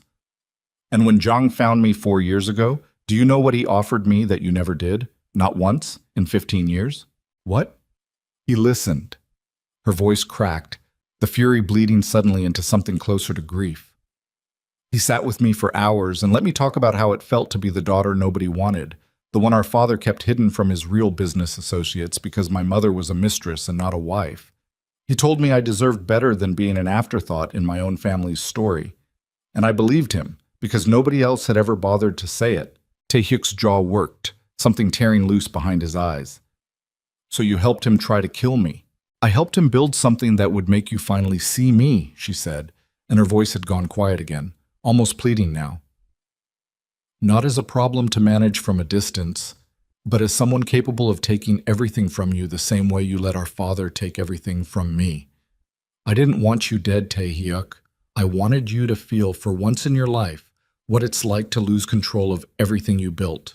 "You almost succeeded," Amina said, and the words came out before she'd fully decided to say them, sharp and furious, 2 nights of fear finally finding an outlet. There were 400 people in that ballroom. Innocent people. You didn't just target your brother, you put a bomb in a room full of strangers who had nothing to do with whatever happened in your family 15 years ago. Soo-jin's eyes cut toward her, cold and assessing. "And you're the woman who ruined it, the American model." A thin, humorless smile. "Jang told me about you. Said you grabbed my brother's wrist and pulled him onto a dance floor like you'd rehearsed it. I almost admired the audacity. before I remembered what it cost us. Cost you, Taehyuk said. Not me. I'm still standing. The only thing it cost you is the element of surprise. Is that what you think this is? Sujin laughed, short and bitter, and something in the sound made every guard on the courtyard tense in unison, weapons rising fractionally. Surprise was never the point, brother. The bombing was a message, a test even, to see how fast you'd unravel under pressure. You passed, barely. But Zhang isn't finished, and I came here tonight not to negotiate and not to apologize. I came to give you one last chance to walk away from everything before he takes it from you by force. Walk away. Sell me your share of the organization, quietly. Disappear somewhere far from Seoul with your American model and live whatever's left of your life in peace. Zhang doesn't actually want you dead. Not really. He wants what was taken from him 15 years ago, restructured, rebuilt, finally returned to the man who should have inherited it all along. He's offered me a seat at that table, Taehyuk. A real one. Not scraps. Not distance. A name on the door. And if I refuse? Sujin's expression went very still, very flat, the warmth and grief of a moment earlier folding away entirely, replaced by something that looked, for the first time, genuinely like her father's daughter. Then he stops sending warnings and starts sending everything he has. And I won't be standing at your gate next time, brother. I'll be standing somewhere you can't see me at all. She turned to leave, coat sweeping behind her, and Taehyuk took one step forward, his voice breaking on something that sounded less like a boss commanding an enemy and more like a brother who'd just lost the last member of his family he had left. Sujin. She stopped, half-turned, waiting. I'm sorry, he said, and the words came out raw, unrehearsed, nothing like the controlled efficiency he wore everywhere else. For leaving you, for not calling, for every year I let pass because it was easier than facing what I'd done to you by going. I should have come back for you. I should have come back the moment Father died, and I didn't. And I will carry that for the rest of my life regardless of what happens between us tonight. Something in her face wavered, just for a second, the mask slipping enough to show the 6-year-old girl underneath who'd watched her brother walk away and never come back, and Amina, watching from 3 feet behind Taehyuk's shoulder, thought for one suspended heartbeat that maybe, somehow, this was about to end differently than she'd braced for. Then Sujin's face hardened again. Final. Complete. It's too late for that, she said quietly. It was too late 9 years ago. I just needed to hear you say it once before everything that's coming. She walked into the dark beyond the gate, and within seconds the sound of a car engine starting somewhere out of sight swallowed the last of her presence entirely, leaving Taehyuk standing alone in the gravel courtyard with his fists clenched and his breath coming hard and uneven, a man who'd just watched the last piece of his original family choose an enemy over him for the second time in 15 years. So, they didn't sleep that night, not even the broken, fitful version of sleep they'd managed the night before. Taehyuk paced the war room until almost 5 in the morning, Seo Yan and the 2 remaining analysts working in shifts, pulling every thread Sujin's confession had handed them, mapping shell companies and phone records and travel manifests until a picture started to emerge from the wreckage. Jang Seok-wan, alive and rebuilding for 15 years under a string of false identities, currently operating out of an abandoned shipping warehouse on the city's industrial waterfront, the same district where, Seo Yan discovered with a small, sick noise of recognition, 3 of his shell companies had quietly purchased property over the last 6 years. He's been hiding 40 minutes from your front door, Seo Yan said, staring at the map like she didn't believe her own work. This entire time, Taehyuk didn't answer. He was staring at a different document, one Seo Yan had pulled almost as an afterthought, financial disclosures buried inside one of Zhang's shell companies, a single line item that made his hands, already shaking from exhaustion, go fully still. What is it? Amina asked, watching his face change. He's been running a parallel operation, Taehyuk said slowly, beyond the assassination attempts, a financial weapon. He's fabricated a scandal, falsified records suggesting my organization's legitimate businesses, the shipping company, the construction firm, the hotel investments, all of it laundered from criminal proceeds going back a decade. If this surfaces publicly, it doesn't just damage me. It destroys every legal business connected to my name, freezes every account, collapses every partnership I've spent 10 years building to give this organization a future outside of violence. Can he actually make that stick? If it's fabricated, fabricated evidence destroys reputations long before the truth catches up to correct it. By the time any of it gets disproven in court, the damage is permanent. Investors gone. Partners gone. Everything I've built to be more than what Zhang taught me to be, gone in a single news cycle. He set the document down, his jaw tight, something exhausted and furious moving behind his eyes in equal measure. He's not just trying to kill me anymore. He's trying to make sure that even if I survive, there's nothing left worth surviving for. Then we go to him first, Amina said, before he can release it. Taehyuk looked at her like she'd suggested something insane, which she realized even as she said it, she probably had. You understand what you're suggesting. A direct assault on a man who spent 15 years preparing for exactly this confrontation. I understand that waiting hasn't worked. Waiting got a bomb under your chair and a bullet through your own intelligence director's loyalty. Waiting almost got me killed by a phone call. Her voice was steady despite the tremor she could feel running underneath it. You said it yourself. He's not finished. So we don't give him the chance to finish on his own terms. For a long moment, Taehyuk said nothing, studying her face with an intensity that had nothing to do with strategy and everything to do with the particular wonder of watching someone choose danger voluntarily, twice now, for reasons that had started, somewhere in the last 2 days, to include him specifically. There's a problem with going straight at him, he finally said. He'll have heard about Sujin's visit within the hour, if he hasn't already. He'll assume I'm preparing exactly what you just suggested, and he'll be ready for it. A direct assault walks every one of my men into a trap he's had years to design. Then we don't go in directly. Amina leaned forward, something clicking into place in her mind. The kind of clarity that came, she was learning, from genuine terror sharpened into focus. He thinks the most valuable thing in this entire situation is hurting you through me. He as good as told you that on the phone. So we let him believe he's getting exactly that. Taehyuk's eyes narrowed. Explain. We leak intelligence through someone he still trusts inside your organization or someone we make him believe he can trust. That I'm being moved tonight to an unprotected location. A safe house with minimal security somewhere outside this estate's walls. He won't be able to resist it. He spent 15 years building toward exactly this kind of moment. And you said he's patient, but patient men still take the bait when it's dangled perfectly enough. Absolutely not. Taehyuk's voice came out sharp, immediate, no hesitation at all. You're describing using yourself as bait for a man who already tried to kill 400 people to get to me. I'm not doing that. You don't get to decide that either, Amina said, echoing deliberately the words she'd thrown at him hours earlier on the stairs. This is the only play that gets him to come to us instead of us walking blind into his warehouse. You know that? You're just too scared to say it out loud. I am not scared to say things out loud. Then say this one. Her voice had gone quiet now, steady, the fear underneath it audible but controlled. Say that you're terrified something will happen to me, and that's why you're refusing the only plan that actually works.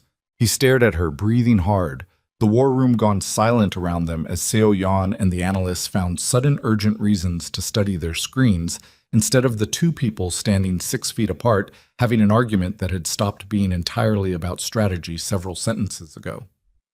Fine, he said finally, the word coming out like it cost him something physical. Yes, I'm terrified something happens to you. Is that what you needed to hear? I needed you to admit it so we could move past it and actually plan this properly. Something in her own voice cracked despite her best effort to keep it level. I'm terrified too, Taehyuk. I have been since the second I heard those men in the basement 2 nights ago. But being terrified isn't a reason to do nothing. It's a reason to make sure whatever we do works the first time, because neither of us is built to survive a second attempt at this. He exhaled, slow, something in his shoulders dropping that had been rigid for 2 straight days. If we do this, I control every variable, every guard, every exit, every approach to the building. You wear a wire the entire time. The moment anything deviates even slightly from the plan, my men move in regardless of timing, regardless of whether Zhang has fully exposed himself yet. Agreed. And you do exactly what I tell you, when I tell you, without arguing, for the first time since you've known me. Despite everything, despite the exhaustion and fear sitting heavy in her chest, Amina almost smiled. I make no promises about that last part. What? The safe house they chose was a narrow two-story building in a quiet residential district near the river, deliberately unremarkable. The kind of address that would look, to anyone watching from a distance, exactly like a hastily arranged hiding spot for someone with limited resources and limited options. Tae Hyuk's men spent the afternoon dismantling its actual security, disabling the reinforced locks, removing the discrete cameras that would have given the location away as anything other than ordinary, while a different team, invisible from the street, established a perimeter 2 blocks out, watching every approach with the kind of patience Tae Hyuk had spent 2 days insisting Jong possessed in greater supply than anyone gave him credit for. Amina sat in the building's small second-floor bedroom as evening fell, a wire taped flat against her ribs under a loose sweater. An earpiece nestled so deep in her ear canal it was invisible from more than a foot away, and listened to Tae Hyuk's voice in her ear, steady and low, running through the plan one final time from a surveillance van parked 4 streets over. "Say something," he said. "I want to confirm the audio's clean." "I can hear you fine." "Good. Stay seated near the window where the streetlight gives them a clean visual if they're watching from outside. We want them confident this is exactly what it looks like." "Bait in a fishbowl. Got it." "Amina." His voice dropped, quieter, something underneath the professional calm. "If anything happens that I don't expect, you drop to the floor immediately and stay flat. Don't wait for instructions. Don't try to help. Just get low and stay low until someone physically pulls you out." "I know the plan. I need you to actually do it, not just know it." "I'll do it," she said, and meant it, though some small, stubborn part of her brain was already quietly planning contingencies she had no intention of sharing with him. The same part of her that had grabbed a stranger's wrist on a dance floor 2 nights ago, without waiting for permission from anyone, including herself. The hours crawled. Street lights flickered on outside as full dark settled over the residential district. The ordinary sounds of a Seoul neighborhood continuing around the safe house, with no idea what was unfolding inside it. A dog barking somewhere down the block, a car alarm chirping once and going silent, the distant hum of traffic on the main road 3 streets over. Amina sat by the window exactly as instructed, a book open in her lap that she wasn't reading, every nerve in her body strung tight enough to hum. At 11:42 p.m., Tae Hyuk's voice came through the earpiece, low and sharp. "Movement. North approach. 2 vehicles, lights off, parked half a block out." Amina's pulse spiked. She didn't move from the window, kept her breathing as even as she could force it, the book still open and untouched in her lap. "Confirm count," Tae Hyuk said, presumably to someone else on the line, his voice fading slightly like he'd turned away from his own microphone. A pause, longer than she liked. 6 visible, possibly more inside the vehicles, heavier than the Gala team. He's not taking chances this time. "Tae Hyuk." Her voice came out barely above a whisper. "I'm here. Stay seated. Stay calm." Minutes passed, elastic and terrible the way they'd been in the safe room 2 nights earlier. The dark outside the window now hiding things Amina couldn't see but could feel, some animal sense at the back of her neck insisting that the building was no longer as alone as it had been an hour ago. She heard nothing. No footsteps, no breaking glass, nothing that should have alarmed her, and that absence of sound was somehow worse than noise would have been. The front door, 3 floors below her, opened without a sound at all. No forced lock, no splintering wood, which meant whoever was coming in either had a key they shouldn't have had, or skills considerably more refined than the Gala bombers had shown. "Tae Hyuk, someone's inside." "I know, we see them on thermal. Stay where you are." "How many?" 8. 4 inside, 2 holding position outside. "Amina, listen to me very carefully." His voice had changed, gone tight and urgent in a way that scraped every nerve she had raw. "They're moving faster than we projected. My team's still 90 seconds out from breach position. I need you to buy time without giving away that you know they're already in the building." "How do I do that?" "Make noise like you're settling in for the night. Footsteps, a door. Anything ordinary. Give them a reason to think the next 30 seconds aren't worth rushing." Amina's hands were shaking so hard the book nearly slid off her lap. She forced herself to stand, deliberately loud, dragging the chair back across the floor, walking toward what looked from outside like a bathroom door, flicking a light switch on and off again like someone preparing for bed. Every motion a performance for an audience she couldn't see and didn't dare look for. The floorboard outside her door creaked. Not from her. From the hallway. She froze, every instinct in her screaming to drop to the floor exactly as instructed, and some other instinct, older and stupider and somehow stronger, kept her upright for one more second, listening, trying to gauge distance, trying to decide if dropping now meant dropping into a worse position than staying still. The door handle turned, slow, deliberate, the particular quiet of someone who believed they still had the element of surprise. "Taehyuk," she breathed, barely audible. "They're at the door. They're right at the door. Down. Now. Floor, Amina. Now." She dropped exactly as the door burst inward, the wood splintering at the hinge as a dark shape filled the frame, weapon raised, and somewhere below her, finally, she heard it. The sound she'd been waiting 2 days to hear, the controlled chaos of Black Phoenix operatives crashing through the building's lower floors in perfect drilled synchrony, glass breaking, voices shouting in 2 languages at once. The entire building suddenly alive with violence happening too fast and too close for her to track from the floor where she lay flat with her hands over her head and her heart trying to climb directly out of her chest. A hand closed around her ankle. Not Taehyuk's. Too rough, too fast, dragging her backward across the floor with a violence that ripped a scream out of her before she could stop it, and she twisted, fighting, one hand scrabbling for anything solid to grab onto, catching the leg of an overturned chair and using it to wrench herself sideways hard enough to break the grip for one precious half-second before it closed again, tighter, around her wrist this time, hauling her up off the floor entirely.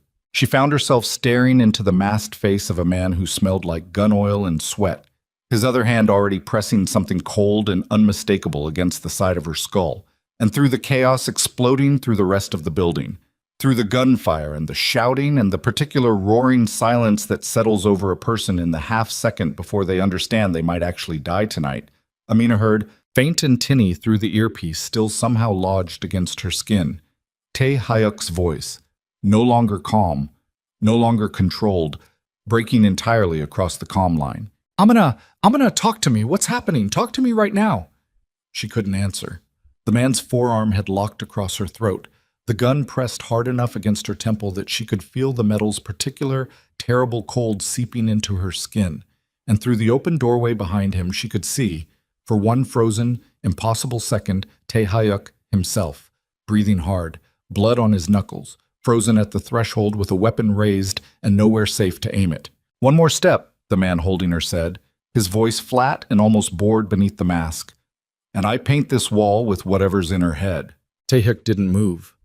Didn't breathe as far as Amina could tell, his eyes locked on hers across 6 feet of ruined room, the entire weight of everything that had happened over the last 2 days compressed into a single, suspended moment where every choice either of them had made, the dance floor, the explosion, Director O's betrayal, Sujin at the gate, this entire desperate, reckless plan, converged on whether the next 60 seconds ended with her alive or with her blood on a wall in a house that was never supposed to be anything more than bait. "Let her go," Taehyuk said, his voice shaking now, stripped of every careful, controlled register she'd ever heard from him. "And I'll let you walk out of here breathing. That's the only offer you're getting." "You don't make the offers tonight," the man said, and Amina felt his finger shift against the trigger guard, felt the cold metal press a fraction harder into her temple. And somewhere distant and unimportant compared to the terror flooding every cell in her body, she understood that the next 3 seconds would decide, completely and irreversibly, whether either of them survived the night at all. Time didn't move so much as it stuttered, every half-second stretching into something with its own terrible weight. And in that stretched, suspended moment, Amina did the only thing her body could think to do that wasn't waiting to die. She went limp. Not collapse, not faint. She'd watched enough of her own fear over the last 2 days to know her body didn't have a faint left in it. She simply stopped resisting the arm locked across her throat, let her full weight drop suddenly downward the way Taehyuk had told her, days ago now, felt like, in a different conversation entirely. "When I count to 3, trust me." He hadn't counted. There hadn't been time for counting. But some part of her had absorbed the lesson anyway, had understood in her gut that a body suddenly gone heavy was a body a man wasn't braced to hold, and the half-second of surprise that bought her was the only half-second anyone was going to get. The arm loosened just slightly, just enough. She drove her elbow backward into the soft place beneath his ribs, with every ounce of strength 2 sleepless nights and pure animal terror could produce. And the gun barrel scraped away from her temple as he staggered, and that was all the room Tae-hyuk needed. He moved faster than she'd ever seen a human being move, closing 6 feet of ruined floor in what felt like no time at all, and the next several seconds dissolved into something Amina couldn't fully reconstruct afterward, no matter how many times she tried. A blur of contact, a grunt of pain that wasn't hers, the gun clattering away across the floorboards and spinning into a corner, Tae-hyuk's forearm slamming the masked man backward into the doorframe hard enough to crack the wood. And then it was over, that fast. The man crumpling to the floor with Tae-hyuk's knee planted in his back, and a guard already filling the doorway behind him, weapon trained, the sound of more boots pounding up the stairs. "Clear!" someone shouted, the word echoing through a house that had been a war zone 90 seconds earlier and was now, abruptly, just a wrecked building full of heavy breathing and the metallic smell of spent gunfire. Tae-hyuk didn't move from the man pinned beneath his knee for several seconds, his chest heaving, his eyes locked on Amina where she dropped to the floor against the wall, both of them staring at each other across a room that had nearly become the last room either of them ever stood in. Then, slowly, like something physically tearing loose, he rose, left the prisoner to 2 guards who hauled him up roughly, and crossed to her in 3 strides, dropping to his knees in front of her, his hands coming up to cradle her face with a gentleness that seemed almost violent in its contrast to everything that had just happened. "Are you hurt?" His voice came out cracked, barely his own. "Amina, look at me. Are you hurt?" "I'm okay." Her own voice shook badly. "I'm okay. I'm okay. He didn't..." She didn't finish the sentence. She didn't need to. He pulled her into him instead, one arm wrapping fully around her shoulders, his face pressed briefly into her hair, and for one long moment neither of them said anything at all, just breathed, ragged and uneven, 2 people confirming with their bodies what their minds hadn't yet caught up to believing, that they were both somehow, impossibly, still alive. "They talked," a guard reported from the doorway, breathless, holding up a phone. "2 of them. Under interrogation downstairs fast. They're not loyal enough to die for this. They gave us a location." Tae-hyuk pulled back from Amina just far enough to look at the guard, his jaw tightening back into the hard, controlled lines she'd come to recognize as the moment grief and exhaustion folded themselves away to make room for whatever came next. "Where?" "Warehouse District. Same coordinates Seo Yan flagged earlier tonight. He's there right now, sir. Apparently waiting on confirmation the operation succeeded." Tae-hyuk looked back at Amina, something complicated moving behind his eyes. The urge to finish this once and for all, warring visibly against the part of him that didn't want to let go of her for even one more second after what had just nearly happened. "Go," she said quietly, before he could ask the question forming on his face. "Finish it. I'll be right behind your men. I promise. I won't try to follow you in alone. But you need to end this tonight, before he has time to plan something worse than tonight." "I don't want to leave you." "I know." She reached up and pressed her palm flat against his chest, over the rapid, uneven beat of his heart. The first time she'd touched him without fear or adrenaline driving the gesture. "But you've spent 15 years carrying this. Let it end tonight. I'll still be here when it does." The warehouse sat at the edge of the industrial waterfront, a long, low building of corrugated metal gone rust-streaked with age, the Han River black and silent beyond it, reflecting back the scattered orange glow of dock lights that hadn't been replaced in years. Tae-hyuk arrived with 12 men, the last of his loyal corps, moving in formation through the dark with the particular silence of people who'd done this kind of work before, and understood exactly what it cost when it went wrong. Inside, the warehouse was mostly empty, stacked shipping containers along one wall, a scatter of abandoned machinery rusting under sodium lights that buzzed and flickered overhead, and at the far end, standing alone beneath the single working light fixture, Jang Seok-wan waited like a man who had been expecting this exact moment for 15 years, and had made his peace with however it ended. He looked smaller than the photograph, older. Silver hair thinning at the temples, hands clasped loosely behind his back, dressed in a simple dark coat that carried none of the theatrical menace his voice on the phone had suggested. He looked, more than anything, like a tired old man standing in an empty warehouse at 3 a.m, which made what Amina had heard about him, what Tae-hyuk had told her about him, somehow more disturbing rather than less. Tae-hyuk walked the length of the warehouse alone, his men fanning out silently behind the container stacks, weapons trained but holding, and stopped 20 feet from the man who had taught him everything he knew about power and then spent 15 years trying to bury him with it. "It's over," Tae-hyuk said. "Sujin already came to me. Your operatives talked. I know about the fabricated financial records, the shell companies, all of it. There's nothing left for you to leverage." Jang's expression didn't change much. He studied Tae-hyuk with something that looked infuriatingly, almost like pride. "You found all of that in 2 days. I taught you well, it seems, better than I realized at the time. You taught me to survive betrayal. I learned that lesson from you specifically." "Fair."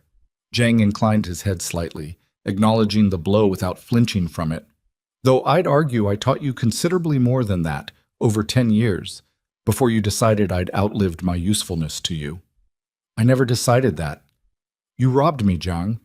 You stole 3 accounts and forged my signature on contracts I never saw, and you vanished for 15 years. I didn't push you out. You left." "I left," Jang said, and for the first time something genuinely raw broke through the calm. "Because I watched you build something with my methods, my contacts, my entire life's work, and I understood that within 5 more years, you would have buried me anyway, quietly, the way ambitious men always eventually bury the mentors who made them. I simply chose to leave on my own terms before you could choose it for me on yours." "That's not true, isn't it?" Jang's eyes were wet now, old grief surfacing through 15 years of careful patience.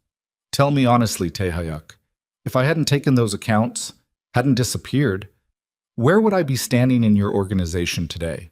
Still beside you, or quietly retired to some seaside property with a generous severance and a pat on the back for services no longer required?" Tae-hyuk didn't answer immediately, and the silence that followed told Amina, watching from the container stacks where Tae-hyuk had insisted she remain with 2 guards despite every protest, more than any answer could have. Whatever Tae-hyuk had been about to say, he didn't say it, because some part of him apparently couldn't fully deny the accusation. "Maybe you're right," Tae-hyuk finally said, quiet, raw. "Maybe I would have pushed you out eventually. I don't know. I was 25 years old and terrified of becoming the kind of man who got pushed out himself, and I learned that fear from watching you survive exactly that, over and over, with men who'd trusted you the same way I trusted you. Maybe I would have done to you what you taught me to expect everyone eventually does to everyone else." His voice cracked, just slightly, on the next words. "But you didn't ask me, Jang. You didn't sit down and tell me you were afraid. You just took everything and vanished, and let me spend 2 years believing you were dead, mourning a man who turned out to just be hiding, patiently, plotting how to destroy everything I built in his absence. Would honesty have changed anything? Would you have stepped aside for me, given me what I'd earned, simply because I asked?" "I don't know," Tae-hyuk said, and the admission seemed to cost him everything he had left to give. "I genuinely don't know. But I would have had the chance to choose differently. And you took that choice away from both of us the moment you decided betrayal was safer than asking." Jang was quiet for a long moment, his eyes moving past Tae-hyuk to the container stacks, to the guards positioned in the shadows, to whatever calculation was running behind a face that had spent 15 years learning patience as its primary weapon. When he spoke again, his voice had gone flat, resigned, a man recognizing the actual ending of something rather than the ending he'd spent over a decade building toward. "I'm not walking out of this warehouse, am I? That depends entirely on what you do in the next 60 seconds. I had a final card," Jang said slowly, "in case tonight went poorly. The fabricated financial scandal, ready to release the moment I gave the order, regardless of whether I survive to see the damage land. Whether you kill me here or not, your organization burns by morning unless I personally call it off." "Then call it off." "Why would I do that after everything?" "Because you said it yourself," Tae-hyuk said, his voice steady now, the rawness folded carefully back beneath the surface. "You taught me everything. And the most important thing you ever taught me, Jang, The thing I actually believed for years was that real power isn't about destruction. It's about leaving something behind that survives you. If you release that scandal tonight, you don't hurt me as much as you think. I'll rebuild, eventually, the way I rebuilt after you first left. But you'll have spent the last act of your life ensuring that the only thing anyone remembers about Jang Seok-wan is that he burned everything down out of spite, rather than that he once built something that mattered enough for a desperate, ambitious 19-year-old to want to learn from him. Something in Jung's face fractured, slow and total. 15 years of careful, patient rage finally meeting something it hadn't fully prepared for. Not a threat, not a counterattack, but an appeal to the part of himself he'd buried longest ago, the part that had once genuinely wanted to build rather than destroy. You always did know exactly where to cut, Jang said quietly, almost fondly, the old warmth bleeding back into his voice for just a moment. I taught you that too, I suppose. He reached slowly into his coat, and every guard in the warehouse tensed in unison, weapons rising. But what emerged was a phone, not a weapon, and Jang held it up, showing the screen to Tae Hyuk across the 20 feet of empty concrete between them, a single contact highlighted and ready to call. One word from me, he said, and the scandal dies with this call instead of releasing at dawn. His thumb hovered over the screen. But I want something in return, Tae Hyuk. Not money, not territory. I'm too old and too tired for either of those anymore. What? I want you to tell Sujin the truth, not the comfortable version. The real one, that I found her broken and lonely, and I used that, deliberately, the way I use everything, because a furious, neglected daughter was the single most useful weapon I could have asked for against you. I never loved her the way she believes I did. I saw an opportunity and I took it, the same as I always have. His voice had gone hollow now, something like shame moving beneath 15 years of careful patience. She deserves to know that before she destroys whatever's left of her own life, chasing a version of loyalty that was never real. Taehyuk's jaw tightened, grief and fury colliding visibly behind his eyes. You used your own. You used a child's pain as a weapon. I used what was available to me, Jang said, without apology, without flinching. The same as every lesson I ever taught you. I'm not asking forgiveness. I'm asking you to give her the truth, because it's the one thing I actually owe her, 15 years too late. For a long moment, Taehyuk said nothing, the warehouse silent except for the distant sound of the river and the buzz of failing sodium lights overhead. Then he nodded, once, sharp. I'll tell her. Jang pressed the call, held the phone to his ear, spoke 3 words in Korean, quiet, final, and ended the call before anyone could hear a response on the other end. It's done, he said. The scandal dies tonight. Whatever else happens to me now, that part of this ends clean. He set the phone down carefully on a nearby crate and straightened and looked at Tae Hyuk with an expression that had finally, after everything, settled into something like peace. I won't fight you, he said. I'm too old, and I've already lost whatever I was actually fighting for the moment I watched you walk in here and realized you'd already won the only thing that mattered. You became someone worth all the trouble I went to trying to destroy you. Do what you need to do. Taehyuk stood very still, the decision visibly weighing on him in a way none of the violence over the last 3 days had. Not the bombing, not Director O's betrayal, not even the gun pressed to Amina's temple an hour earlier. This was different. This was the final accounting of 15 years of grief disguised as hatred, and Amina, watching from the shadows, understood that whatever he chose in the next several seconds would define the rest of his life far more than anything else that had happened this week. Take him into custody, Taehyuk finally said, his voice rough but steady, to the guards now closing in from the container stacks. Alive. He answers for what he's done through the proper channels, the financial fraud, the assassination attempts, all of it. But he answers for it as a man standing trial, not a man bleeding out on a warehouse floor because I couldn't find a way to be better than what he taught me to become. Jang's eyes closed briefly, something that might have been relief or might have been disappointment moving across his face, impossible to fully read. He didn't resist as 2 guards stepped forward and secured his hands, didn't speak again as they led him toward the warehouse's side entrance and the waiting vehicles beyond it.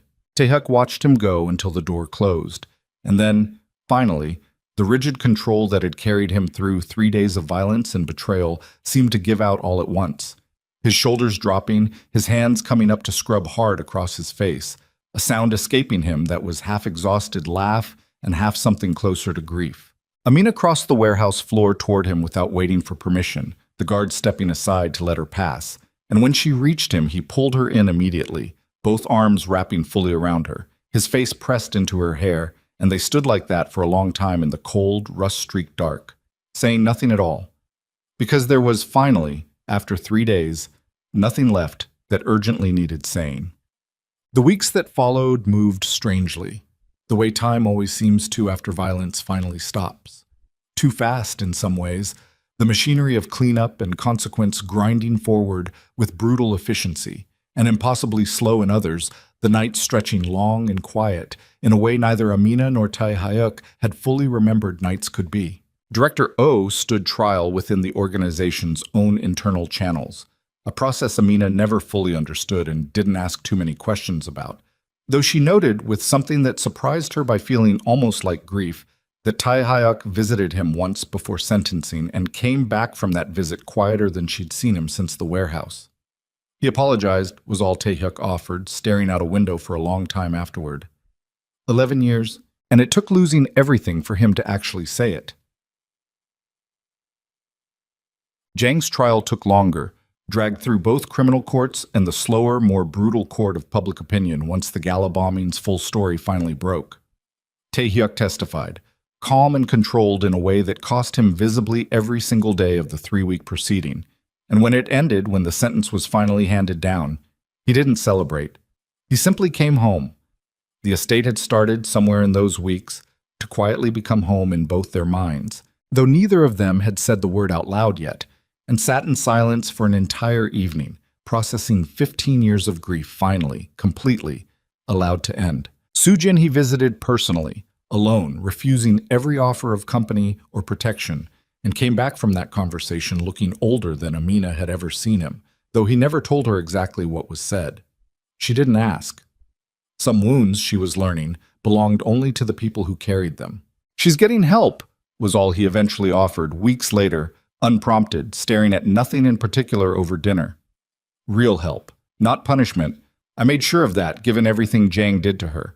I don't know if she'll ever forgive me. I'm not certain I deserve it if she does. But she's alive and she's trying, and for now that has to be enough. Amina's own life unraveled and rebuilt itself in equally strange directions. Her agency, exactly as predicted, dropped her within days of her name surfacing publicly. But the Gala footage that had cost her that contract had also made her, almost overnight, one of the most recognized faces in Seoul, a woman whose split-second courage had been replayed on every news channel and gossip site in the country until recognition turned slowly and then suddenly into opportunity. A different agency called. Then another. By the time the story finally faded from headlines, Amina Rhodes had become something she'd spent 5 exhausting years in New York failing to become, not just a working model, but a known one, sought after specifically, finally, for who she actually was, rather than how closely she could imitate whoever booked the job before her. She called her mother more often than she had in years, careful with the truth the way Tae Hayuk had once advised, telling her enough to explain the headlines without telling her everything underneath them. "You sound happy," her mother said once, suspicious and pleased in equal measure, the particular tone of a Brooklyn Italian mother who'd spent years worrying her daughter had given up on happiness as an achievable goal. "Tell me about him, the man in the pictures." Amina hadn't known, in that moment, fully how to answer. She wasn't sure she knew, even now, exactly what to call what existed between her and Tae Hayuk. Not yet officially anything, not yet given a name either of them had spoken aloud, but undeniable in every quiet evening they spent together since the warehouse, in every meal eaten in comfortable silence, in the way he still, every single night, without fail, checked the locks on every door in the house himself before he finally allowed himself to rest. An old habit from a war that had technically ended weeks ago, but apparently took longer than that to fully leave a person's body. 3 months after the Gala, the invitation arrived on heavy cream card stock, embossed with gold lettering. Amina recognized immediately. Seoul Fashion Week, closing showcase, and beneath the official language, a single handwritten note from the festival's creative director. We want the woman who saved a man's life on a dance floor to close our show. The whole city's been asking for you." She stood in the showcase's final lineup that night under lights brighter than anything the Crystal Ballroom had ever managed, in a gown the designer had built specifically around the story the entire country now knew by heart. Deep red silk that moved like flame, cut close through the body and exploding into motion at the hem. A dress designed, the stylist had told her with a small, knowing smile, to look like a woman walking calmly out of an explosion. She found Taehyuk in the front row before she stepped onto the runway, exactly where he'd promised he'd be. Dressed simply, no security flanking him visibly this time. Just a man in the audience watching a woman he loved do something extraordinary in public for the second time in 3 months. He wasn't filming her on his phone the way half the audience was. He was just watching, completely still, the same unblinking, total attention he'd given her on a dance floor the night everything had started. Except now there was nothing cold left in it at all. She walked the runway like she'd been born to it. And in a way, after everything, she finally had been. Every uncertain year in New York and every desperate booking in Seoul collapsing into this single unshakable moment of a woman finally, completely visible, owning a space nobody could take from her again. When she reached the end of the runway, she paused, the way she'd been taught 100 times never to do, and let her eyes find his across the crowded room. And for one suspended second, the entire showcase, the cameras, the 400 new strangers watching her, all of it fell away into something quieter and more private than any of them could see. He didn't smile, not exactly. He just held her gaze, steady, certain, the way he'd held it across a ruined warehouse floor with a phone call deciding the rest of both their futures. And something passed between them in that silent half-second that neither of them needed words for anymore. But a year to the day after the explosion that had nearly ended his life and irreversibly changed both of theirs, they stood together on a private terrace overlooking Paris, the Seine catching the first pale gold of sunrise somewhere below them. The city still mostly asleep around the small, quiet rooftop Taehyuk had rented for exactly one purpose he hadn't yet told her. His organization had changed almost as much as he had over the year. The shipping company, the construction firm, the hotel investments, all of it slowly, deliberately restructured into something legitimate, something that no longer required the kind of violence that had once defined every transaction. It hadn't been fast, and it hadn't been easy. Old contacts didn't disappear simply because a man decided to want something different for himself, and there had been setbacks, threats. Men who didn't believe the Black Phoenix's supreme boss had genuinely chosen a different path until they tested that choice directly and discovered, the hard way, that he had. But the organization that existed now bore only a distant resemblance to the one that had nearly buried him in the Han River warehouse district a year earlier, and Taehyuk had told her, more than once, quietly, in the dark, that the transformation was the only inheritance from Jong he intended to keep, the understanding that an empire built only on fear eventually collapses under its own weight, while one built on something worth protecting might actually survive its founder. Amina's own career had carried her exactly where she'd once only dreamed it might. Seoul, then Milan, then Paris itself. Runways she'd spent 5 years in New York believing were permanently closed to a woman who looked like her, who came from where she came from, who'd once stood backstage at a charity gala wondering if her entire career had quietly already ended before it properly began. "You're quiet," she said, watching the sunrise paint the rooftops gold below them, his arm warm around her shoulders against the early morning chill. "I'm thinking," he said. "About what?" "About a year ago tonight. About a woman who grabbed a stranger's wrist on a dance floor and changed the entire direction of my life in under 60 seconds, without knowing my name, without knowing anything about what she was actually walking into." He turned her gently to face him, his hands settling on her shoulders the same careful way they had the night the masked man had held a gun to her temple. Except now there was nothing urgent in the gesture, nothing born of fear, just certainty. "I've spent 15 years building an empire out of other people's weaknesses, Amina. I learned that from a man who taught me everything except how to actually trust someone. And then you walked into my life and proved, in one impossible night, that everything I thought I understood about strength was incomplete." "Taehyuk, let me finish."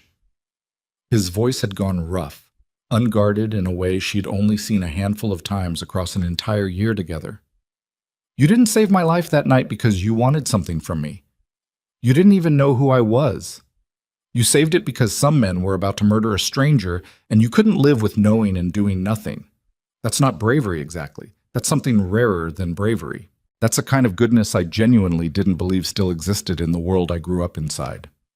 He reached into his coat, and Amina's breath caught somewhere high in her chest as he produced a small velvet box, his hands, she noticed, shaking slightly for the first time in the entire year she'd known him.